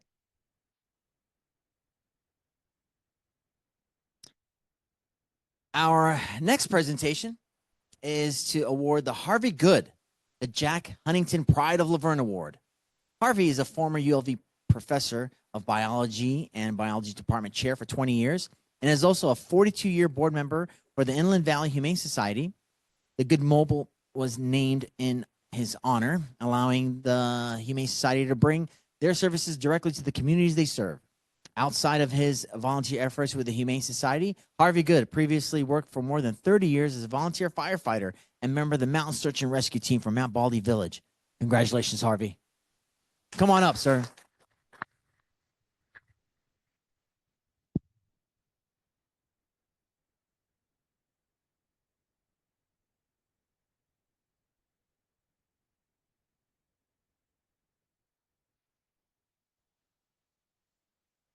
I'm gonna let my amazing colleague read this. Okay, so for those of you who may not be aware of what the Jack Huntington Award is, it was named after S. Jack Huntington, who moved to Laverne in 1970. Despite heavy professional obligations and time commitments to the U.S. Naval Reserve, Jack became actively involved in the community as a volunteer.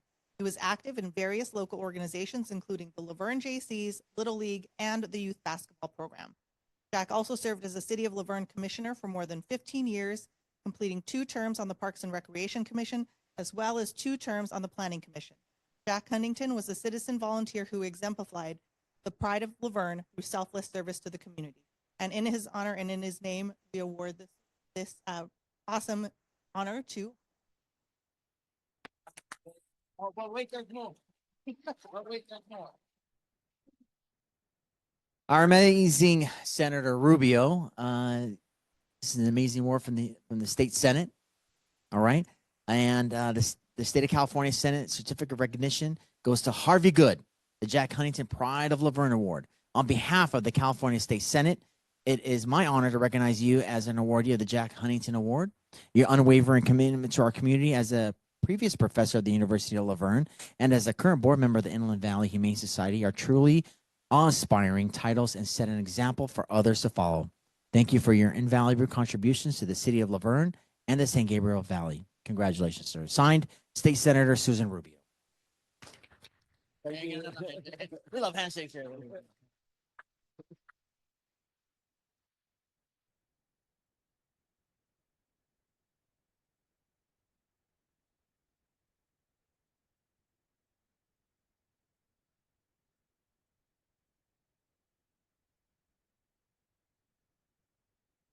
Of course. Your time now. I'd just like to say that my tenure at Laverne has continued from 1961. I started as an adjunct professor and still working part-time, and this is probably going to end. So that's 64 years. And it's been a pleasure. And I've known a lot of these folks for a long time, but thank you. Have your family? Yes. Yes. Come on up, family. Come on up. Yeah, absolutely. Got everybody here, full Laverne family. Please, come on up. Okay. You can do whatever you want. This is America. So, Mr. Good, who do we have here today? From your right or left? Which one you want to start?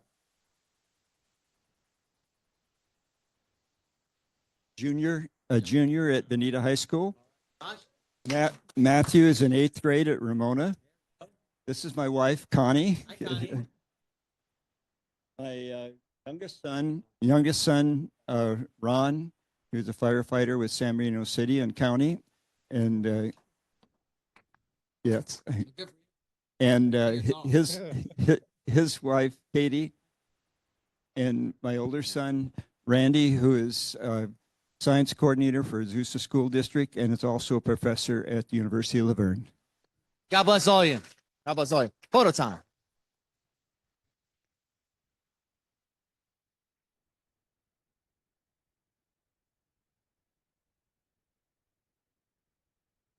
That's right. That's right. Hey, God bless you and your volunteerism. We appreciate you.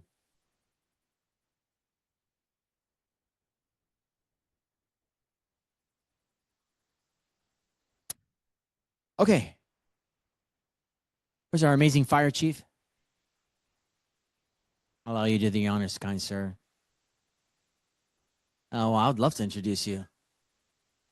This man stands at 6'4", 185 pounds, a lean, mean firefighting machine. And he's got the best glasses, and he might change into Superman later. But what amazing fire chief, and I'm honored to have you here, sir. Good evening, everybody. Mayor Pro Tem, Council.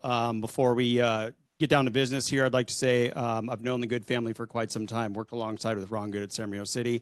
No one more deserving. Great family. So again, congratulations. Probationary firefighter Jared Tejan, come on up here.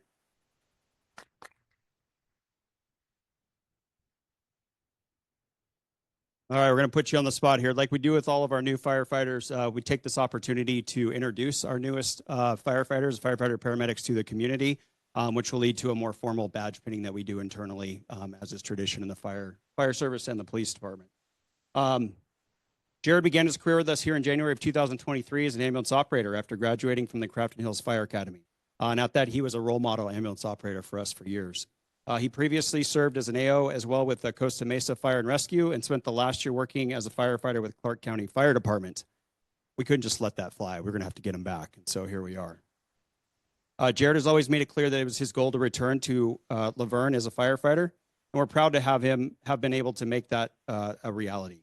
His strong work ethic and team first attitude have made him a standout since day one. And we are incredibly fortunate to have him back on board. So, sir, congratulations. Welcome back. We're happy to have you here. We're going to have your family come up. With him today, we have his girlfriend, Becca, who is an ER nurse at Pomona Valley, and his brother, Noah, who's a firefighter with LA County. So thanks for joining us. Why don't you guys come on up and we'll get some pictures while we hand off the mic. He's got a few words for you guys here real quick. First and foremost, I want to thank my parents who couldn't be here tonight, my older brother, Noah, and my beautiful girlfriend, Becca. Thank you for guys' support. To the City Council and all the citizens of Verne, it's truly an honor to be back serving as a public servant in the community. And most importantly, to Chief Nig and my fire family with Verne Fire. I truly am thankful for the opportunity to be back wearing this patch and representing this badge every day. It's truly an honor, and thank you for the opportunity, sir.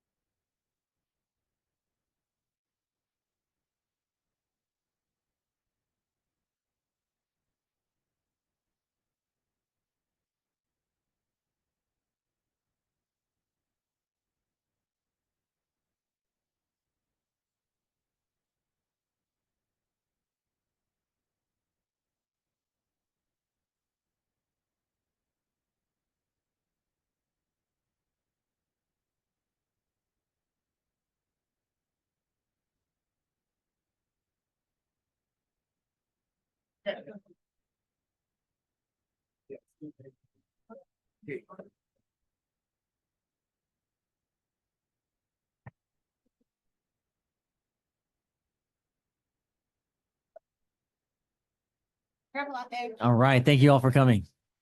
Appreciate you. That's Army Strong right there. There we go. Amazing firefighters. All right. Announcements for upcoming community events.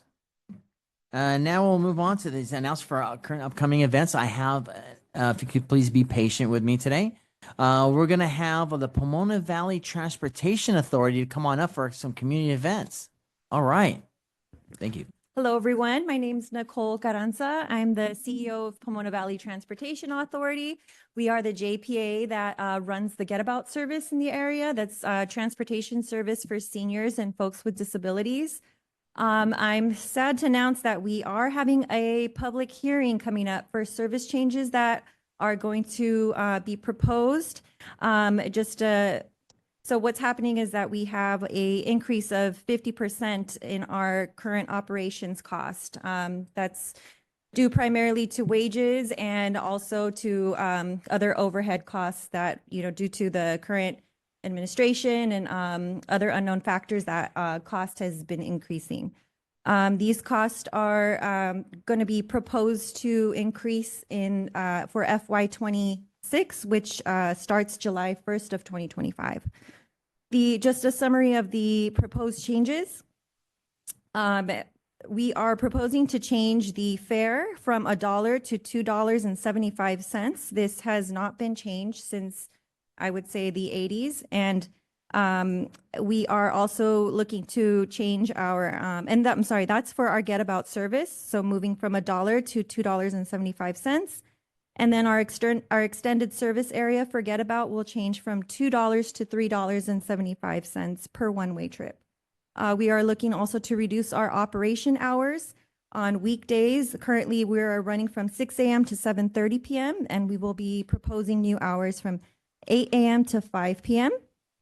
Saturdays will be 8:30 a.m. is currently 8:30 to 5 p.m., and we're proposing to new hours from 8 a.m. to 2 p.m. Sunday service, we're proposing to no longer have Sunday service. One of the last changes will be to also sunset one of our programs, which is One Step Over the Line. This program was put in place to serve folks who needed to go to medical appointments in the San Bernardino area.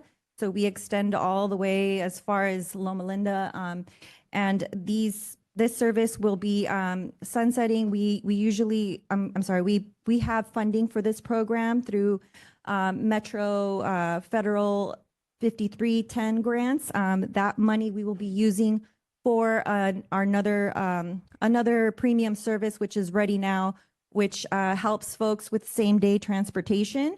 So that funding will be reallocated and rescoped to the Ready Now program. Our hearing details, the notice has been posted today, and the hearing will be held in the city of Pomona on Tuesday, May 20th at 11 a.m. at the Palomares Community Center. We will also be having several different forums to announce these changes, and all of those will be posted in all of the city halls and senior centers, various locations where we can have as much turnout and give as much information on these service changes to the public. So with that said, we will also be posting all of these notices in all of the city halls, and this information will be widely disseminated to everyone as much as possible. And we encourage folks to spread the word and get, public participation for this change. Thank you. Thank you, Nicole. I sit on the PVTA board.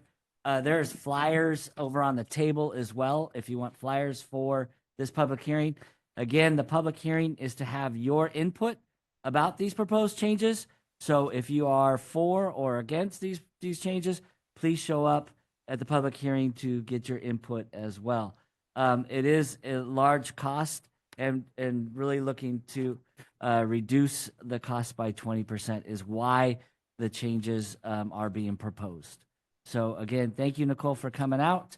If you want a flyer, they're over there. If there's no more flyers, we'll make copies for you as well. Thank you, Councilman Crosby. Thank you, everyone. Next up is our amazing libraries activities coordinator here at the County of Los Angeles and Army veteran, Adrian Romero. Come on up. Good evening, Mayor Pro Tem, council members, and staff. I'd like to introduce a few events that will be taking place at Laverne Library this month. The library will be partnering with the LA County Department of Mental Health to bring a workshop tomorrow at 6 p.m. that deals with mental health and stigma. During this event, participants will learn how to identify warning signs and common mental health concerns. Additionally, the workshop will discuss ways to reduce the stigma often associated with mental health issues. And this Thursday at 4 p.m., we'll be holding a teen advisory board for teens ages 13 to 17. During this meeting, teens will be given an opportunity to voice their opinion and provide suggestions for new programs and library services. This is a great way for teens to help the community and earn community service hours. And in celebration of Asian American, Native Hawaiian, and Pacific Islander Heritage Month, the library will be holding an event on Saturday, May 24th at 2 p.m. for adults. During this program, we'll celebrate the legacy of Sadako Sasaki and her 1,000 origami cranes. Sadako was a young lady who died of leukemia 10 years after an atomic bomb was dropped on Hiroshima, and her life became widely known from the book about her life written by Eleanor Core. After the presentation, people will be given an opportunity to create their own origami crane mobile. Okay, thank you. Okay. Thank you, Adrian. Appreciate you. Next up, Mr. Josh Goldman regarding summer internship announcements. Come on up, Josh. There he is. Love it. Good evening, Councilman, Mayor Pro Tem, council members. It's good to see you guys. I know it's been a while. What a year, right? But it's great to see everybody. It's great to be back here. I know our city manager, Ken, and assistant city manager, JR, have seen a little bit too much of me probably lurking around the halls, but I'm here to remind residents and students at the high school about our paid summer internship that we'll be doing this summer. This is the second year that we're doing it. It's a great opportunity for students looking to work, especially folks that are going to be applying to colleges in either for the summer or in the upcoming school year. We allow them the chance to go through a formal application process, which is really good for everyone to start early on. We know they don't have extensive resumes, but we invite them to write cover letters, and we work with the guidance counselor at the school. So we set up even interviews where they can come dressed up. We interview them in the library, and it's a great experience for them and for us. So what they'll get to do is they can work with me. They'll work with our recycling representatives. They'll get to practice doing professional emails, cold calling, going on site visits, getting to do some problem solving. But at the same time, we also invite them to make the most of this, the most of the experience that they want. So if they want to go out and work with some of our operations managers, we'll allow them to shadow them. If they want to work with the operations specialists, we'll allow them to do that, sit in on meetings, and try to make it as much of an enriching experience as possible. So if anybody listening online or anybody in here knows any students at Bonita High School, tell them to reach out to Vanessa Telford. She's a guidance counselor at the high school, and she'll give them all the information that they need. Thank you. Thank you, John. Question: is that only available at the Bonita High School, or can it be in like at Damien and then?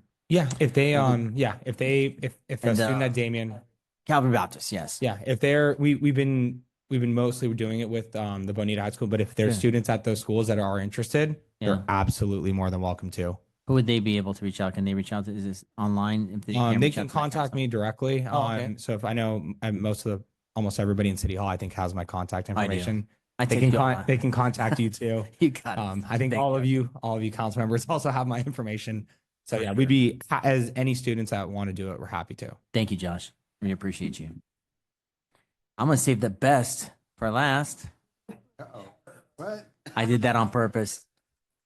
Miss Sherry Best, come on up. Yes, ma'am. Sherry Best with the Laverne Historical Society, and I want to comment on the couple past events. We were at the community yard sale until 10:30, where the pouring rain drove us forth. Yeah, that was fun. We were rained out, but we hung in as long as we could. But then we made it up this last Saturday on May 3rd for a walking tour of the 2300 block of 3rd Street. And we had about 50 attendees and a tour inside a home and a tour looking at the outside of bronze marker designated homes on that block. And that was a lot of fun. Always nice to see people who are interested in the history of this city. And looking forward, the Historical Society is going to be at the LA County Fair on May 9th, the 10th, and the 17th. So one Friday and then 2 consecutive Saturdays. We're there for 3 6-hour stretches. So we are nothing if not, stalwart folks here. Now, save the date, June 7th, which is a Saturday. The Laverne Historical Society is sponsoring a huge vintage sale. We're going to be selling furniture and china and glass and toys and art and garden implements. And this is going to be your chance also to visit the International. Now, the International truck is a grumpy old man, and it's in the shop getting a new master cylinder and a power brake booster, but it should be back to us, and then it will go out for a new bed inside. So my hope is it will be fully available for you to climb around inside the truck bed and have a look when we are ready the June 7th for our sale. So that's what I'm hoping. This event is going to be at my house, 3949 Bradford Street, a Mills Act and bronze marker designated house. We'll be serving cookies and lemonade in the front. So come join us. It's going to be a fun time.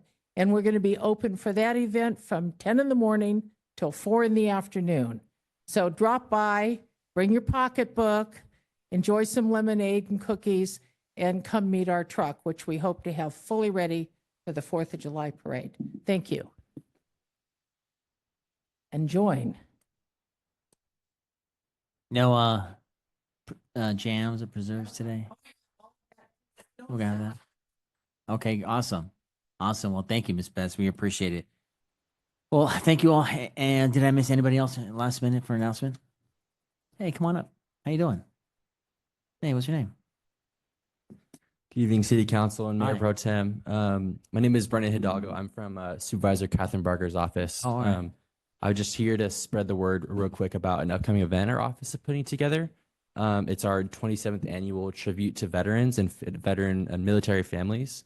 It's happening on Saturday, May 24th of this year at Arcadia County Park from 10 a.m. to 1 p.m.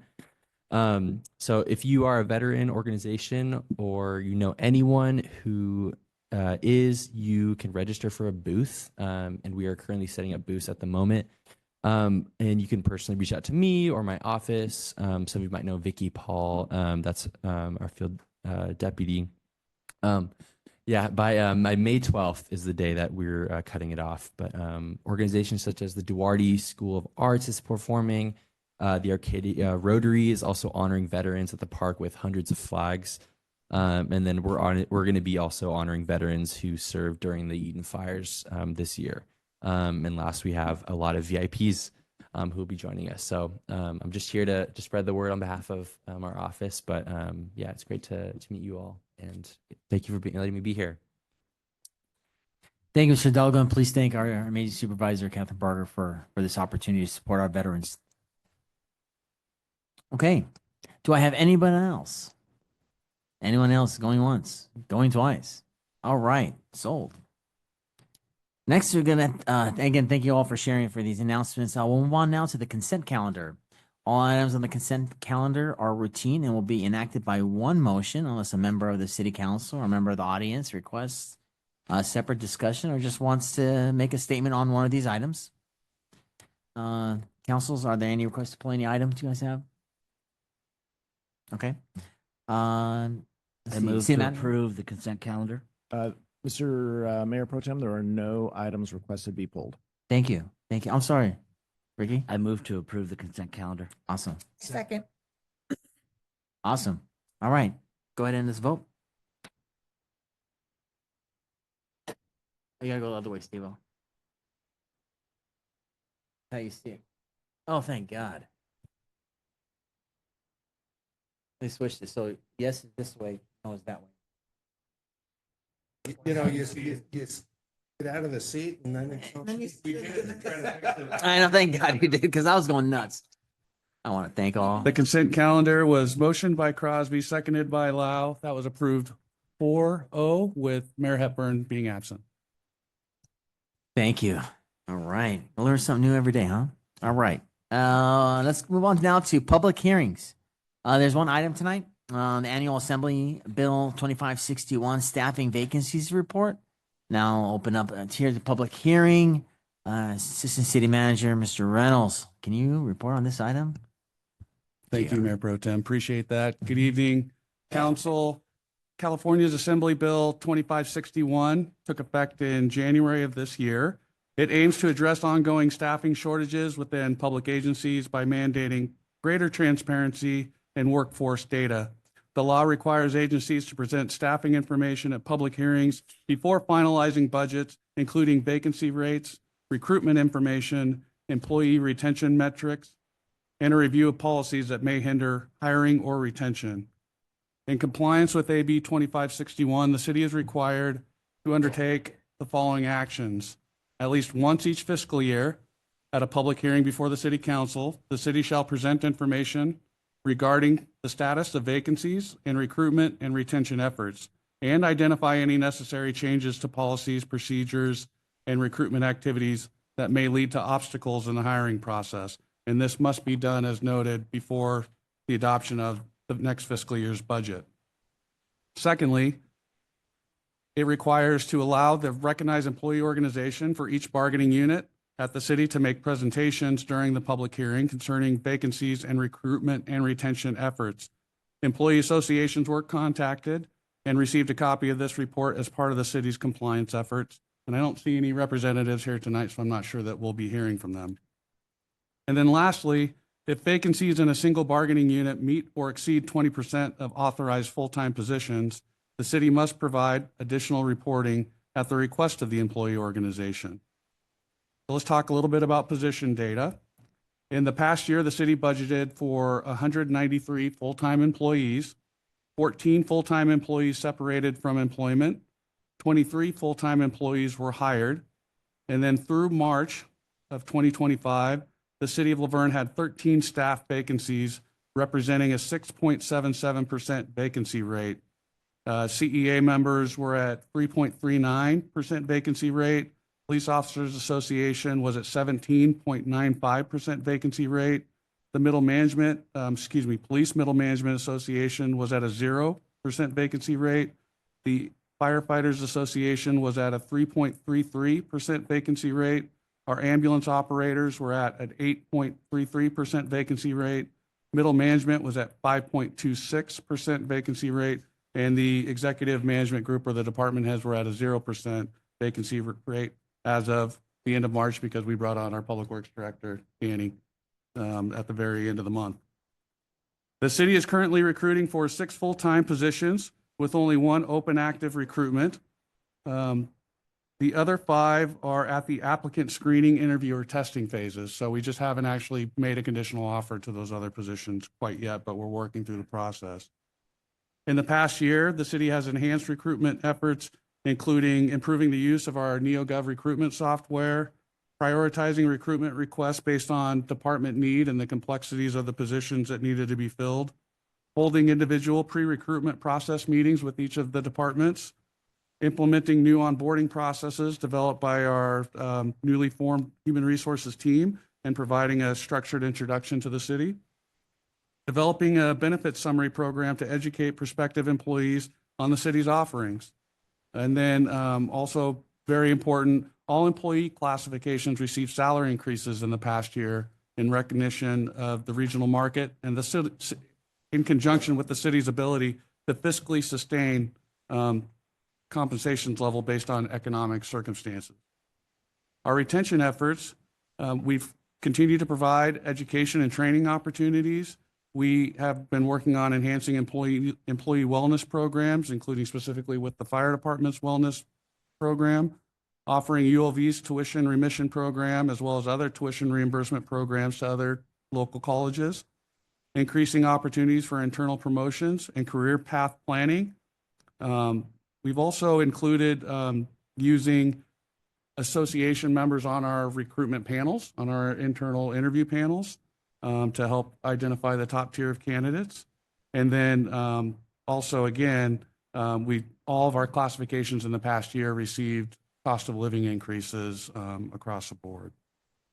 And I'd like to wrap up just by saying our recruitment team added somebody this year, so they've been with us for just a little over 6 months. Lizette is our human resources analyst that oversees the recruitment process specifically and has done a really good job of getting the recruitments done and being efficient with getting those done and working with the departments directly. Aaron Beilstein also has been supplementing and helping with recruitment efforts and helping assist Lizette. And then a note on the POA number, obviously was the highest of vacancy rate. And, you know, we've got ideas on how to continue to try to address that. We've certainly completed recruitments, but we still have some vacancies there that we'll need to address and continue to address over the next year in conjunction with the POA as well.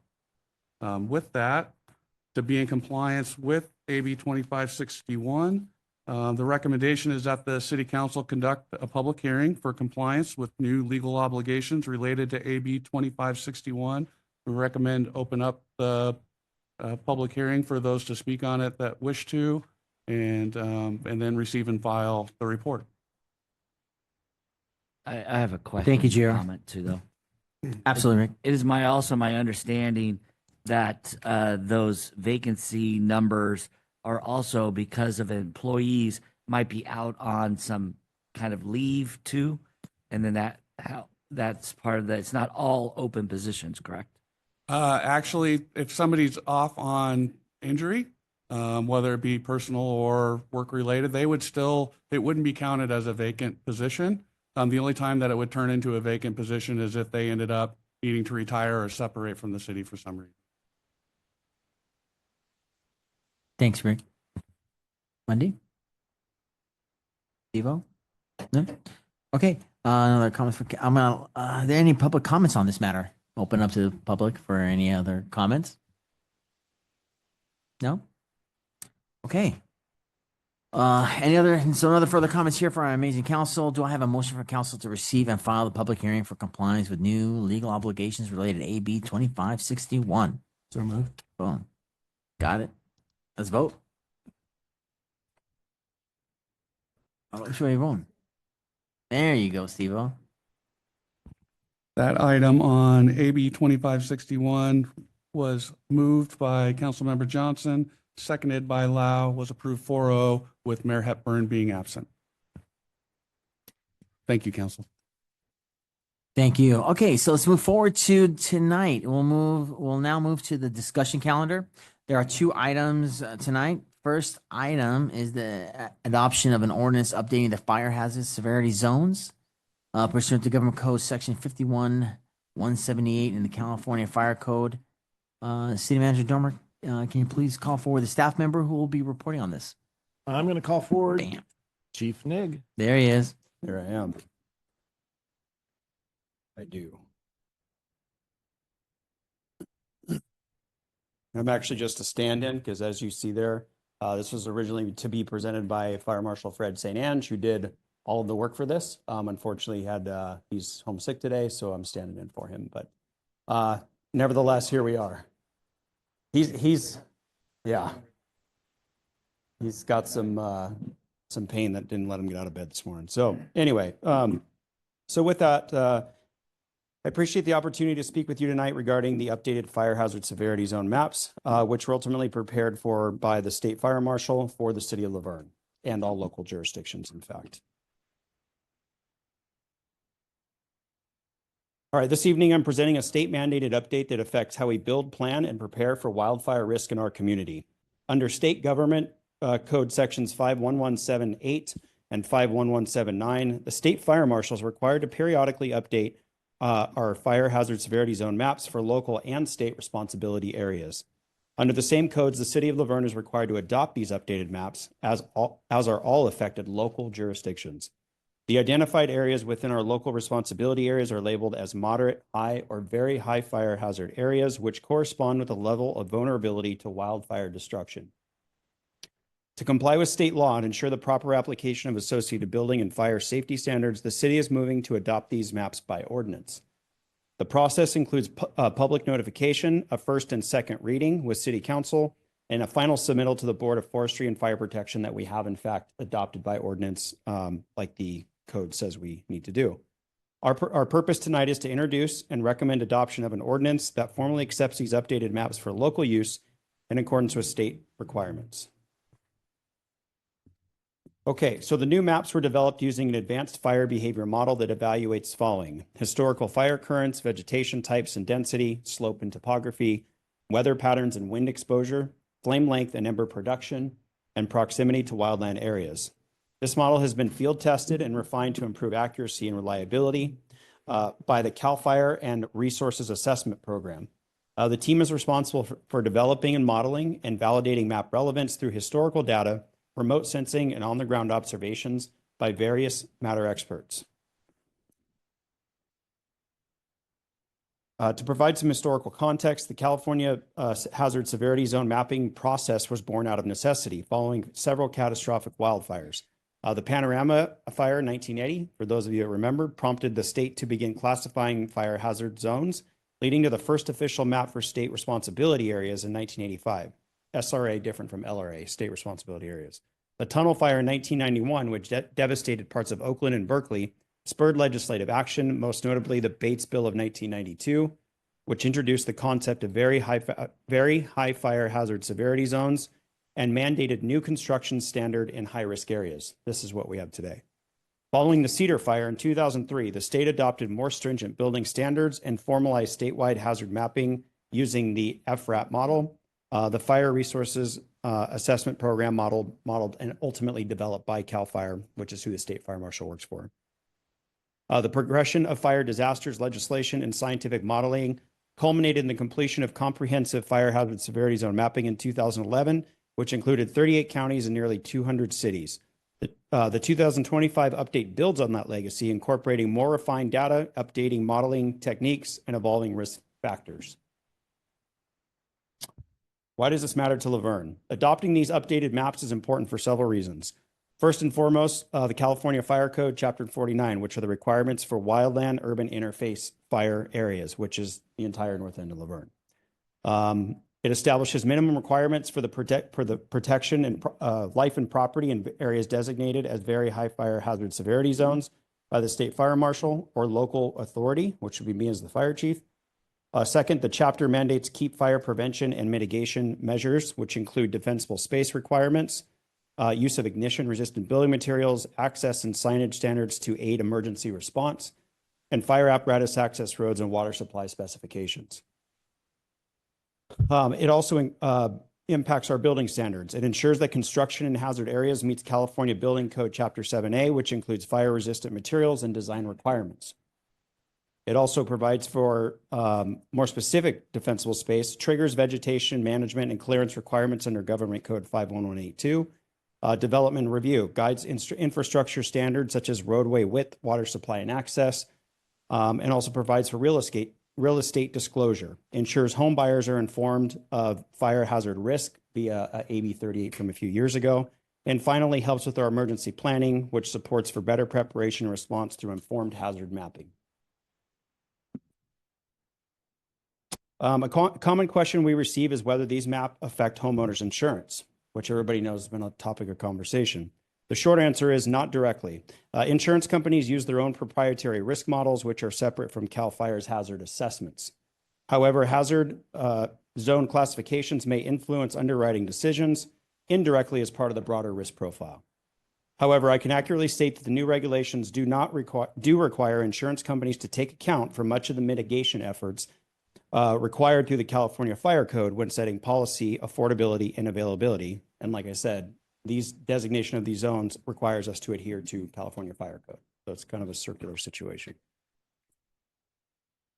Timeline for implementation per government code sections 51178 and 79. The timeline for adopting these new zones is governed by the government code sections I mentioned and related CAL FIRE administrative procedures. While the statutes require local jurisdictions to adopt the maps within a reasonable time, after receiving them from the state fire marshal, CAL FIRE provides a structured timeline which includes release of the map by CAL FIRE, which happened on March 24th, 2025. To have an immediate following public comment period, minimum of 30 days. Jurisdictions must allow for public comment potential appeals. In Laverne's case, this ended on April 3rd, 2025. However, I can tell you I've talked to the state fire marshal and it wouldn't have mattered anyway. First reading of the ordinance, which is happening tonight. The city is introducing the ordinance for adoption May 5th of 2025, which would in concept be followed by a second reading and adoption. Typically would be scheduled for 2 weeks after the first reading, so the next council meeting, and then finally submission of our adoption to the State Board of Forestry and Fire Protection, which would have to be promptly, often within a few days of local approval. Although no fixed number of days is specified in statute, failure to adopt the maps in a timely manner could result in the following. It would obviously result in noncompliance with the code. It could hinder enforcement of building standards, fire safety codes, and defensible space regulations. Could create liability or regulatory gaps during development review or real estate disclosure. And finally, potential for the city to lose eligibility for disaster cost recovery or other like state emergency funding. The last major update was in 2011. Since then, our region has seen notable changes in vegetation growth, climate trends, and fire behavior, particularly influenced by drought and extreme wind events, which we all just saw in January.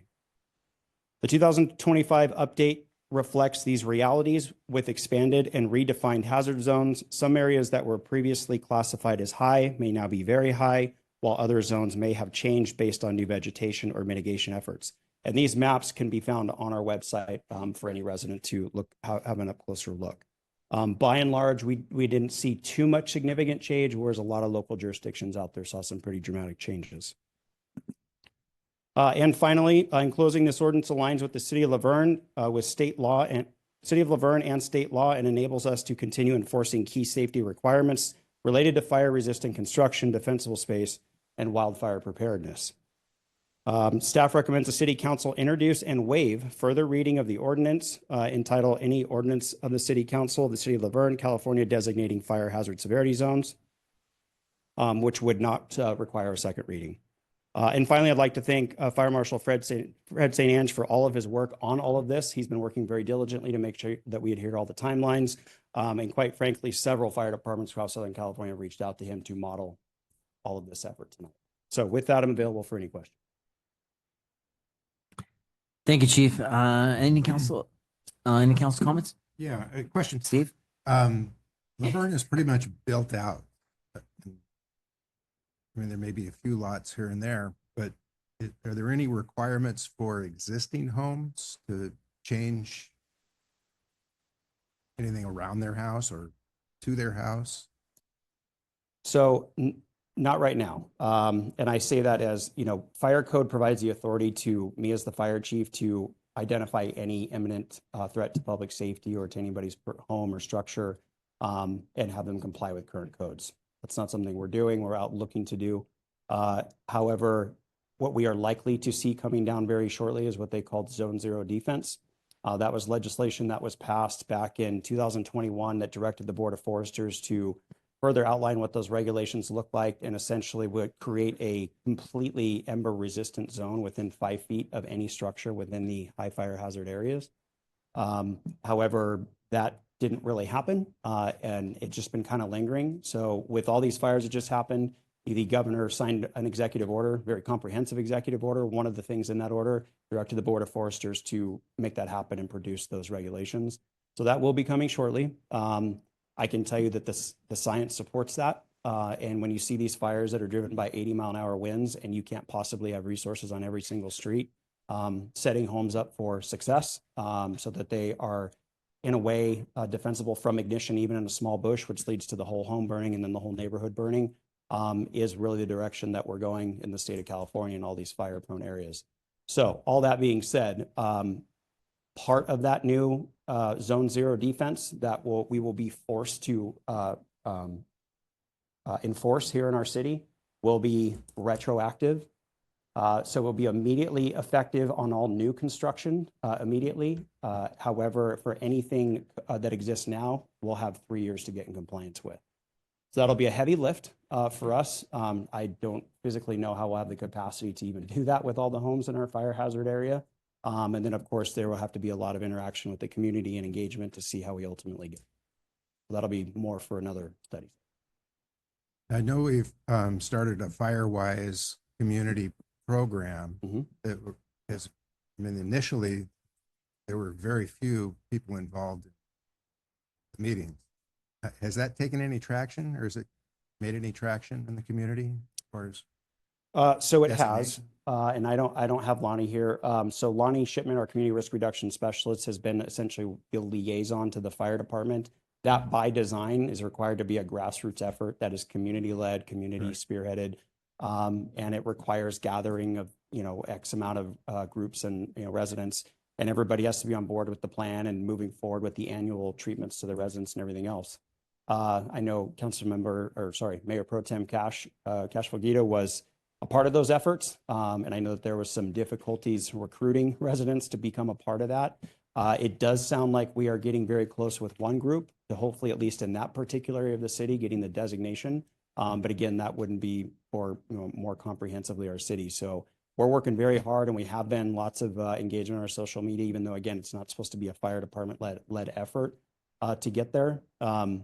But, we regularly get contacted by the residents of the North End, hey, what can we do? We do basic level inspections from the street right now. Our engine company up there, Station 3, gets out there along with the fire marshal to, make sure there's no overhang or there's no gutter issues, or there's, we have that minimum defensible space right now. But that's really the extent of what it is that we're doing from a preparedness standpoint. So the Firewise community, we're starting to see a lot more of that in communities all over the place. That is one of two ways that we can impact our premiums, insurance premiums, and availability. The other way of there's two ways to basically have impact on your insurance, and that is one. The other one is the Safer from Wildfires designation. It only happens every 2 years, so we have another year until that comes back around. It would be our goal to make sure that we as a fire department get our city to that point, so that'll be coming as well. But again, that's from an insurance perspective. Obviously, the benefit is making sure that we have our homes in a good place that they can be set up for success. So, more to come. Thanks, Steve. No other comments? Okay, I'm going to open up to, is there any other public comments here today regarding that? Anybody would like to share? No? Okay. All right. So, based on that, is there can I get a motion? If there's no other further comments by our amazing council, if there's a motion to introduce and waive further reading of the ordinance entitled "An Ordinance of the City of Laverne an Ordinance of the City Council of the City of Laverne," try saying that 3 times, California, designating fire hazard severity zones, accepting and implementing the updated California Department of Forestry and Fire Protection, CAL FIRE, local responsibility area maps for Laverne. Move to approve. Please vote.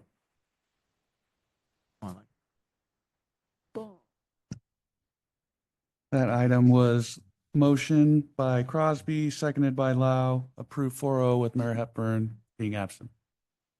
Thank you. Thanks, Chief. Appreciate you.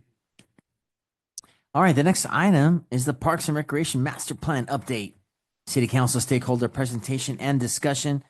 City Manager Dunbar, can you please forward the staff member who will be reporting on this? Yes, I'd like to call up Nicole Houston with the Public Works Department. Hi, Nicole. Good evening, City Council. The Parks and Rec Master Plan update was funded through Measure A funding that was secured by the Community Services Department, and that launched in March 2025 and will continue through December 2025. At that time, final recommendations will be presented to the City Council for consideration and approval. This plan will serve as a comprehensive roadmap to guide the future development, enhancement, and management of our parks, recreation facilities, and programs, ensuring they continue to meet the evolving needs and priorities of our community. To date, the team has completed an in-depth assessment of our current parks and facilities, launched a community-wide survey, and hosted one of 2 public workshops. Stakeholder engagement efforts are ongoing and play a key role in shaping the direction of the plan. This evening's presentation provides an update on the project's progress and offers an opportunity to gather City Council feedback through a brief questionnaire. Your input will help guide the next phase of the planning process and ensure alignment with the city's vision for parks and recreation. To present this update, I would like to introduce our consultant from KTUA, Jacob Leon, who brings extensive experience in park and open space planning, urban design, and community engagement. Jacob's been leading this effort and will walk us through the work completed so far and what's coming next. Thank you. Thank you, Nicole, so much for that introduction. Good evening, council members, Mayor Pro Tem. Thank you so much for making time for me and my team to be here and speak with you all on this really important project on this Parks and Recreation Master Plan. And I do apologize in advance, Councilmember Lau and Crosby. You've seen most of this already, but I hope to answer and gather more feedback at the very end. But I do have a small presentation for you because, as Nicole mentioned, we've been hard at work on this really important master plan that's going to serve you for the next 10 years. So I'm going to walk you through our progress so far. And as mentioned, there's going to be a little bit of time for us to have a conversation. I'll take notes here. And then, of course, you all have the questions that you can always turn into Nicole later on when it's convenient for you all. But again, my name is Jacob Leon. I've been with K2A. We are planners and landscape architects. We're headquartered in San Diego. We have an office in Santa Barbara County, but we've been around for 55 years. And what we like to say is anything that has to do with improving the outdoors to improve comfort and quality and safety of the residents and the communities we work in is the passion that we bring forward for all of our projects.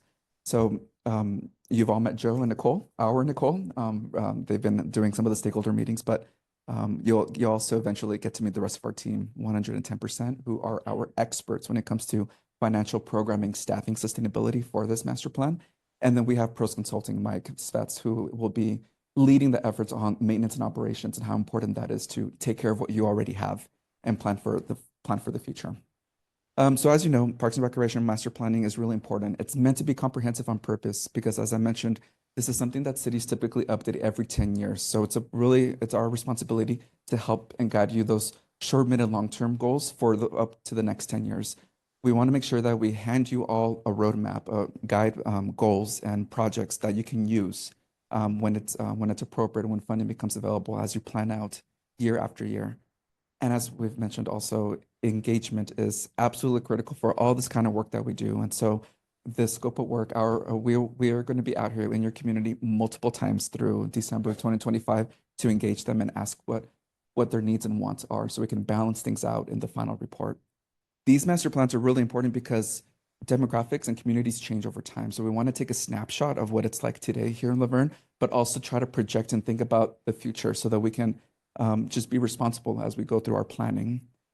We want to make sure that we are also assessing the accessibility to all the different kinds of facilities and programs that are offered in your community, because I know I'm preaching to the choir, but Parks and Rec is just so important for the mental and physical well-being of your community members here in Laverne. And lastly, right, with these outcomes, it's all about improving the quality of life for your current residents and your future residents. So these 3 pillars are critical for this kind of master planning process. And so we find ourselves in the project timeline. We're right around step 2 and 3. We've done our lit review. We've done inventory work. We've been out to all of your parks and we've categorized and we've collected lots of great data. We have massive spreadsheets that you won't need to see, but Nicole and her team will see later on to really kind of give you all lots of data to, just to make informed decisions in the future. We're going to be doing engagement. We're going to be doing all kinds of analysis in step 3. And you'll see me and my team again in the fall time as we present the draft plan and step 4. So lots of opportunities for you and your community members to talk to us and give us the much needed feedback for this process. Let me quickly go through some maps and some concepts that are critical for a park and recreation master plan. We need to begin by first understanding what are your existing parks, the 20 that you have, the amount of acres that are counted on city-owned parkland, which is about 100 acres. And we need to understand their conditions, where they're at, and the accessibility that your community has to these really important assets. As we mentioned, we've done lots of inventory work. So we visited every park, we've taken pictures. We have an app where we drop points on every playground, every bench, every basketball court, and we type in a lot of really important data to, again, collect those conditions for all of these different amenities. And it was just really refreshing for our team just to see the diversity of the park spaces, the different conditions that they have, and then the areas of improvement, right? Because there's always room for improvement. So we've started our analysis based on this inventory work and trying to assess your amenities and all of that. Park level of service. Now, I do apologize. This is a pretty jargon-heavy part of this master plan, but it's really important. This concept, park level of service, is the foundation for this master planning process. It's us trying to understand. It's like a report card. How many acres do you currently have of parkland? What's your population? What's your goal that was set in your general plan under that element of how many parks per 1,000 residents are you trying to achieve? You have a goal of 4 acres for every 1,000 residents here in your city. So when we do the math and we add everything up, we have a wonderful report card from this standalone kind of concept. You have 3.78 acres for every 1,000 residents. You are almost at your goal. And this is incredible. We've had the opportunity to work all over California. And unfortunately, I can't say that for a lot of my other clients that we've worked in the past. So the amount of parks you currently have and based on your population, you are so close. You're basically achieving your goal. That's the green table. The orange table is let's look into the future. If you don't do anything, as in if you don't add any parks, and we expect population growth to continue, yeah, you're going to take a small dip, right? Based on population, just a little dip saying that you would be in a deficit of 40 acres. What I always like to say in these presentations is that this is not bad, right? No one's perfect. It's rare that a city achieves their goal, but this is pretty amazing. That doesn't mean though that all your parks are in amazing condition, and we'll get to that eventually, right? As we look at what are the improvements, but from just numbers and population, this is a really good. It's a positive thing to take away from this analysis. So that inventory data that we exercise that we did gets included into another spreadsheet that is here. This is just a snapshot. And we count how many courts do you have, how many fields do you have, how many playgrounds, and based on national guidelines, and then based on cities within your category of population size, we can have a general gut feeling of how are you doing in meeting your goals for these different kinds of amenities. And so we're wrapping this up, and we'll be able to do bigger key takeaways for the upcoming outreach events. But based on these numbers, again, it's not black or white. It's a guidance. There are several types of amenities where you are in a deficit. And what does that mean? What are the opportunities within your existing parks? Or if there are opportunities to add new parks, which I know is limited here in the city, how can we start addressing and adding some of these amenities to get you closer to that ideal number? So this information will be included in your report and something for the team to consider as you're looking at making improvements within your parks. So not bad. I'm going to run through some maps that are under our travel shed analysis. Again, this is all part of the park level of service.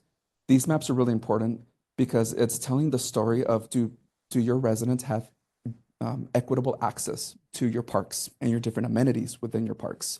So this analysis that we do is your classic half-mile travel shed that is typically that 12 to 15-minute walk time from a person's home to their nearest park. And so we do this for all of your parks, and we've created a series of maps that start to tell that story. And that light green outline that you see and on this map is showing that coverage from all of your parks, which again, based on your city's existing city-owned parks, you have pretty great coverage. It doesn't mean that there aren't any gaps, especially when you add another layer. When you add the layer of the residential land use, where do people live in your city? And are there gaps within those residential areas? And we do see some gaps that are identified in these orange outlines. But again, this is just part of the story. And this is going to help us try to figure out, can we make improvements in these gaps to have as much equitable coverage as possible? We run this same analysis for other amenities. So we typically do the standard 3 playgrounds, As you can see here, these are all your parks with playgrounds, and we identify if there are there any gaps in the city when it comes to access to playgrounds. We run this for your sports amenities, so every park that has courts and fields, and then we try to see is there good coverage or is there not good coverage. And you're seeing here in the orange outlines those areas with gaps. And then lastly, we ran this analysis to try to understand your aquatic and your indoor facilities, where they're at in the city, and do people have access to them. And so bigger gaps, right? Not every city is going to have a community or rec center in every single park in your city. So this is expected to have bigger gaps throughout for this specific analysis. Alrighty, I will wrap up my presentation by walking you through some of our next steps. As Nicole mentioned, we've been busy and we will continue to be busy through December 20 of this year. So we will start, we're going to summarize all of this feedback that we've been collecting. We are going to be summarizing we've summarized the workshop feedback, and we're going to be wrapping up our stakeholder feedback this week. I'll be back on Wednesday with my other team member to do the youth sports committee and talking to that group. And hopefully I'm sure we're going to get really, really great feedback from that group itself. You've all maybe have received the survey. Maybe you're one of the lucky people who were randomly selected to complete the survey. I am happy to report that we have over 500 completed surveys. So anybody listening or here in the audience, if you took it, thank you so much. This is really important. And this is one of the best turnouts so far, especially for the city of your size, over 500 surveys from the random. And then we've also have an open link open that the city's been promoting, and we've have over 50 of that completed. So that's going to be a lot of incredible information that we're going to be able to use to then compare and then start developing these recommendations. Our team is going to be back here in the summer 2 additional times. We're going to be doing the 4th of July event here. We're looking forward to that. And then we're going to be back for National Night Out. We've done both types of events on other projects, and they're just fantastic. Going to the people where we know there's a guaranteed audience and getting their feedback on this plan. Once we're done with National Night Out, then we're really going to start developing the draft recommendations that we're going to then report back at a traditional community workshop sometime in the fall. And then we're going to prepare, and hopefully I'll be back here with you all sometime probably before Thanksgiving to go through the plan and make sure that we're all ready to go for adoption. So we are, and then since we're recording this presentation, we wanted to make sure we included a slide here for the events that are coming up. We're going to help the city do promotional material, get the word out, and hopefully we'll have an opportunity to talk to your residents. We have a project website where we're keeping up to date, where your community can go to. So, and if anybody who's listening in or watching this, feel free to take a screenshot of this so you can continue contributing to the master planning process.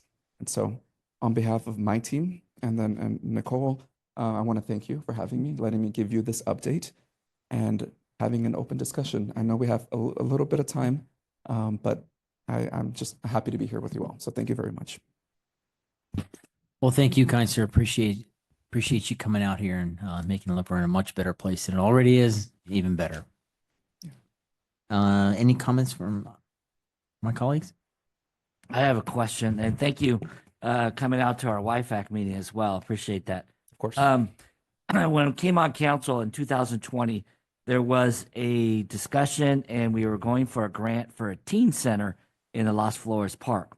That grant never came in, but is that still part of our parks plan in case if we ever get the money for it? A teen center is highly desirable, and they had a location for it.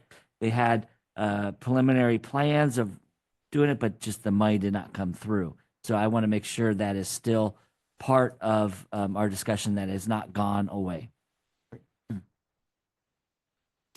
Thank you, Rick. Appreciate you. Wendy? I just wanted to say thank you. Yes, I also appreciate the acknowledgement that Mr. Crosby and I have sat through this twice now, but I do appreciate all the updates, because there was new information in there that we didn't receive before because it wasn't ready. So thank you for that. But I really wanted to touch on one component that you spoke about early on in the presentation, and that's accessibility to the parks. And so, I know we've done some really great things in making sure that our parks are accessible to people of all abilities.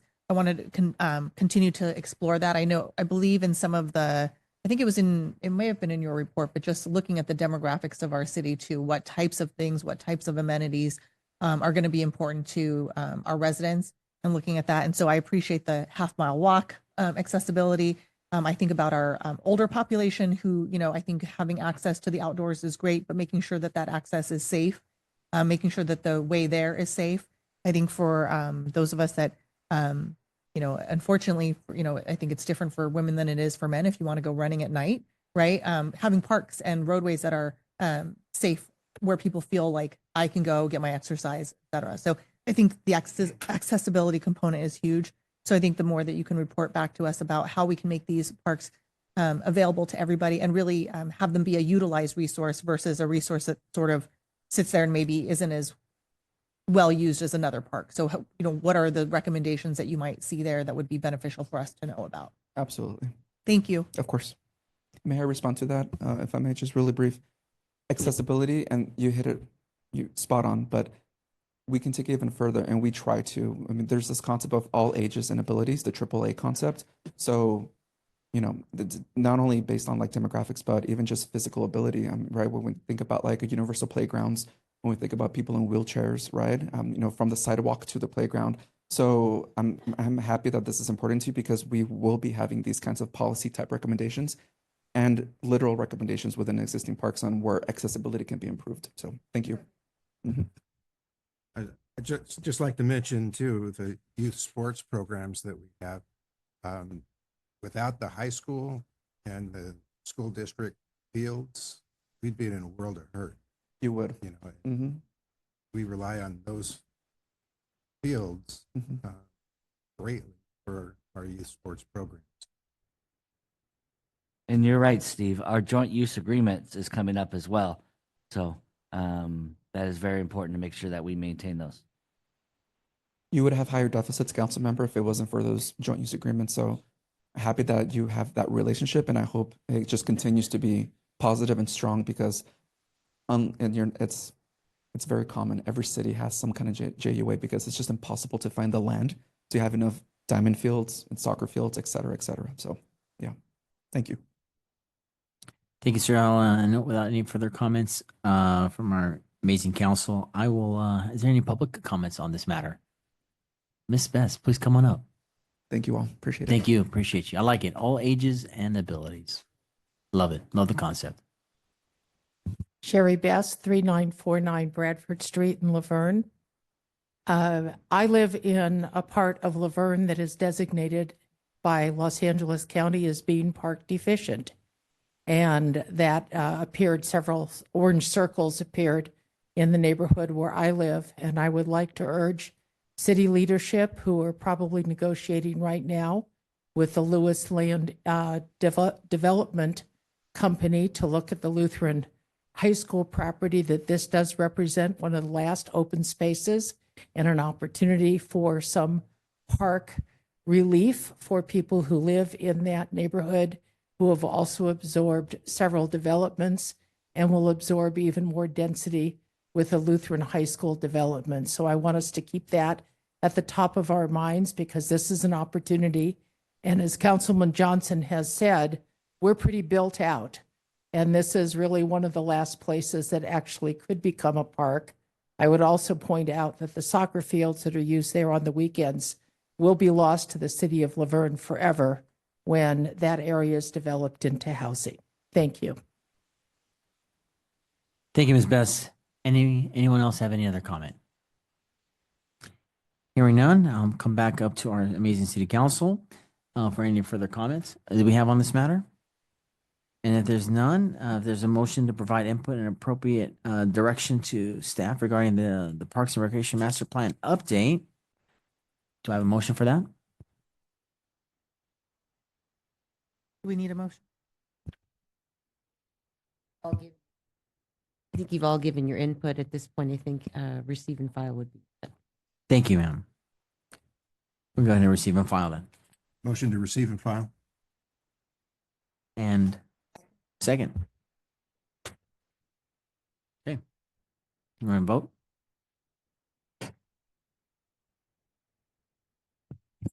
That item, motion by Johnson, seconded by Lau, approved 4-0 with Mayor Hepburn being absent. Thank you, JR. Okay, so there is no other business tonight, so we'll move on to our public comments. This is the time set aside for anyone wishing to address the city council on items not listed on the agenda, but within the subject matter and the jurisdiction of the city council. Yeah, sure. The Brown Act prohibits the city council from engaging in discussion on any item not on the posted agenda. Your concerns may be referred to staff or placed on discussion at a later date. There is a 3-minute time limit for public comments. At this time, those wishing to speak can come to the podium. And the good Army officer as I am, I'll have that 3 minutes. I'll give you a countdown. No, please come on up. Thank you, ma'am. State your name.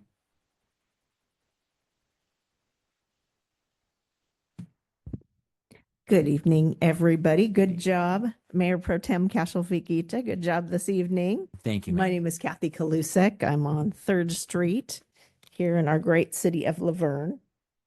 Last city council meeting during public comments, Mr. Bowen accused me of hijacking the Irish Heritage Proclamation and turning it into an LBGT diatribe. So I wanted to address this.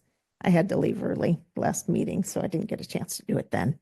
Andrea Blockinger had contacted Ivana Gallegos as a representative of the Cultural Awareness and Social Inclusion, or CASI committee, to find someone to accept the proclamation. So Yvonne had asked me. I had a couple of out-of-area appointments that day, so I couldn't commit because I wasn't sure if I'd make it back in time. Then she reached out to Tom Kiernan, who gladly accepted. The Wednesday before the meeting, Yvonne ran into Ken Domer, who told her Mr. Bowen would be accepting the proclamation. And Yvonne asked Ken if it would be okay for more than one person to accept, since other people were interested, and he said yes. I made it to the meeting, and Mayor Hepburn invited anyone of Irish descent to come up. This has happened in other proclamations in the past when other people were invited to come up, even though Mr. Bowen said that it hadn't.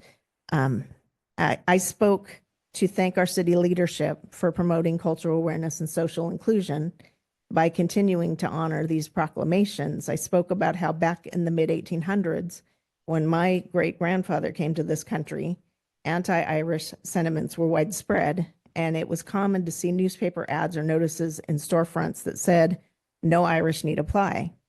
And that fortunately, this type of discrimination against Irish descendants is pretty much unheard of today. But that unfortunately, other ethnicities, genders, and those of the LGBTQ community still face discrimination due to having the wrong look, skin color, or for just being different. And my hope is that someday in the near future, discrimination will be a thing of the past like it is for the Irish immigrants. These proclamations are a small step towards bringing acceptance for all, and I appreciate our city leadership for continuing to support them.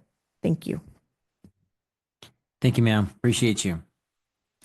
Anybody else would like to have a moment, 3 minutes of their lovely time to come on, step up?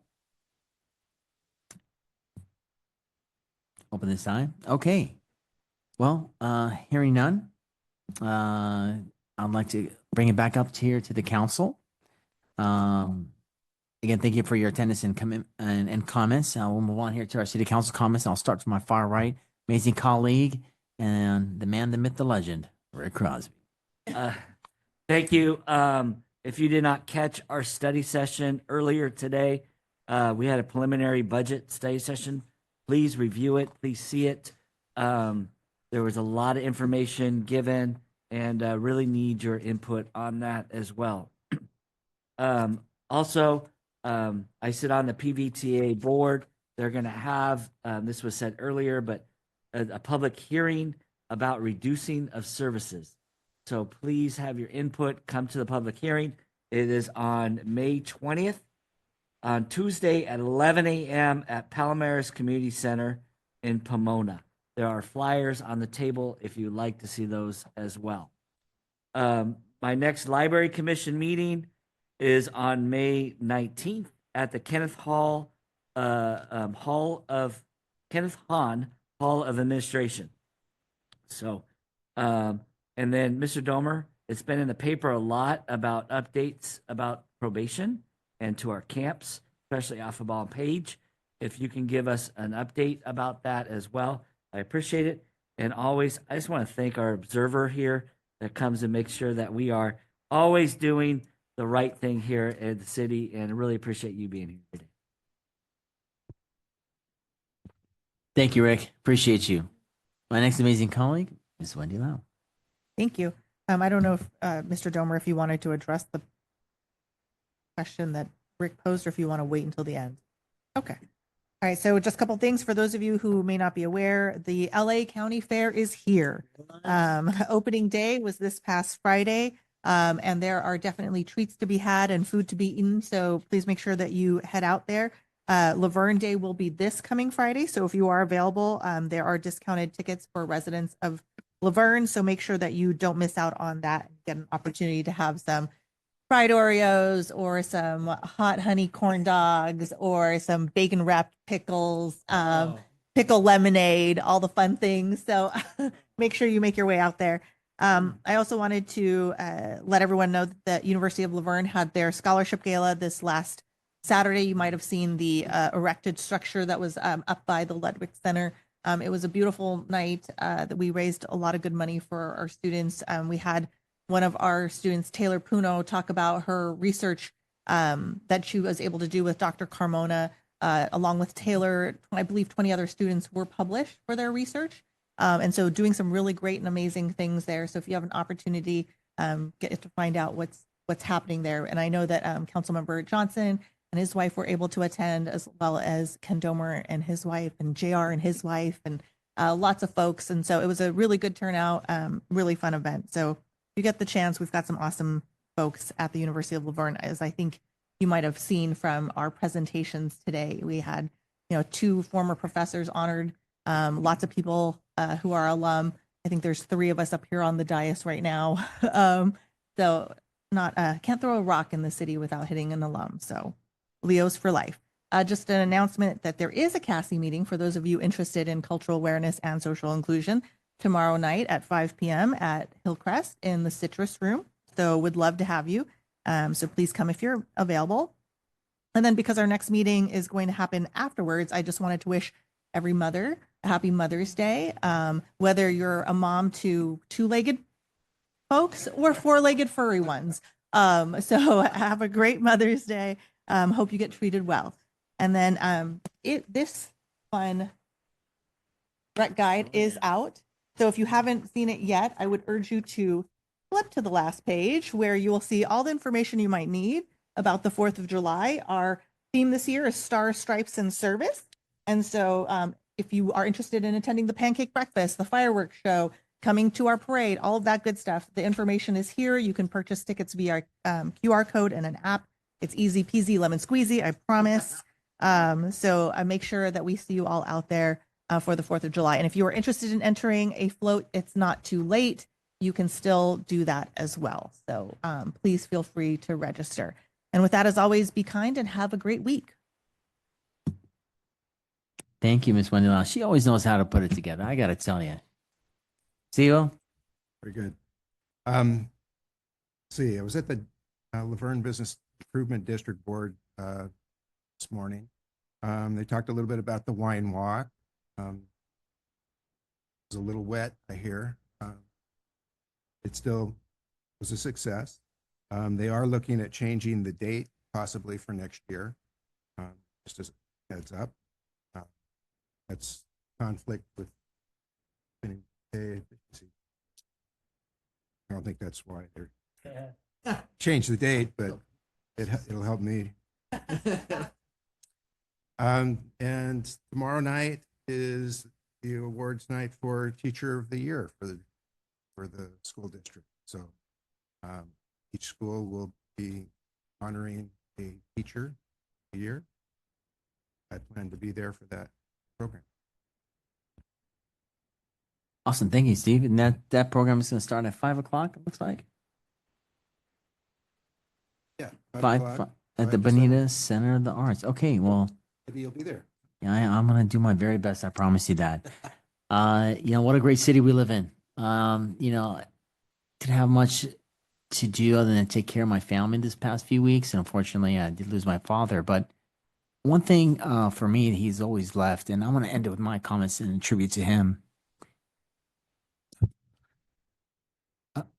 Sorry. Yeah, the army guy, says, stay tough. You know what I mean? But it was rough. Cancer is really hard.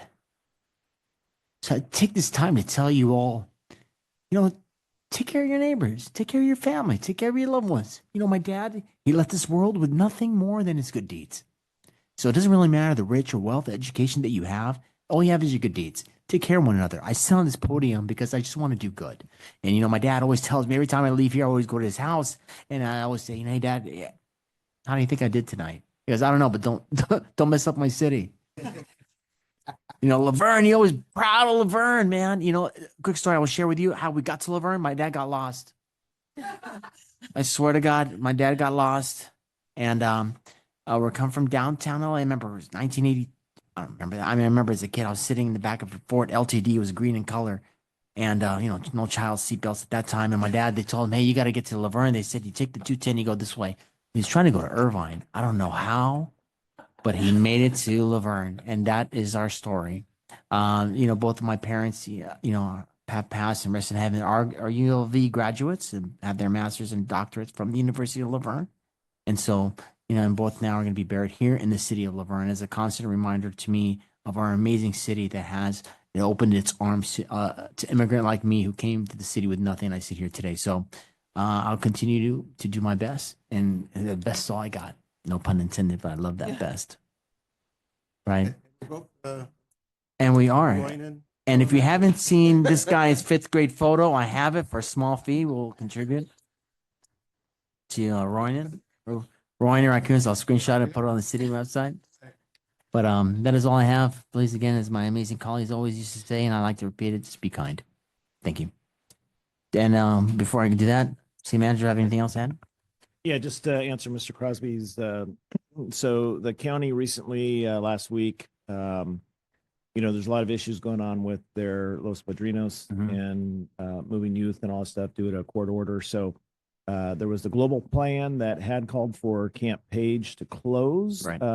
And based on the action last week, we're seeing that that's not going to be the case, that the county has announced that they're going to be looking at doing some repairs and then moving some post-disposition youth into there.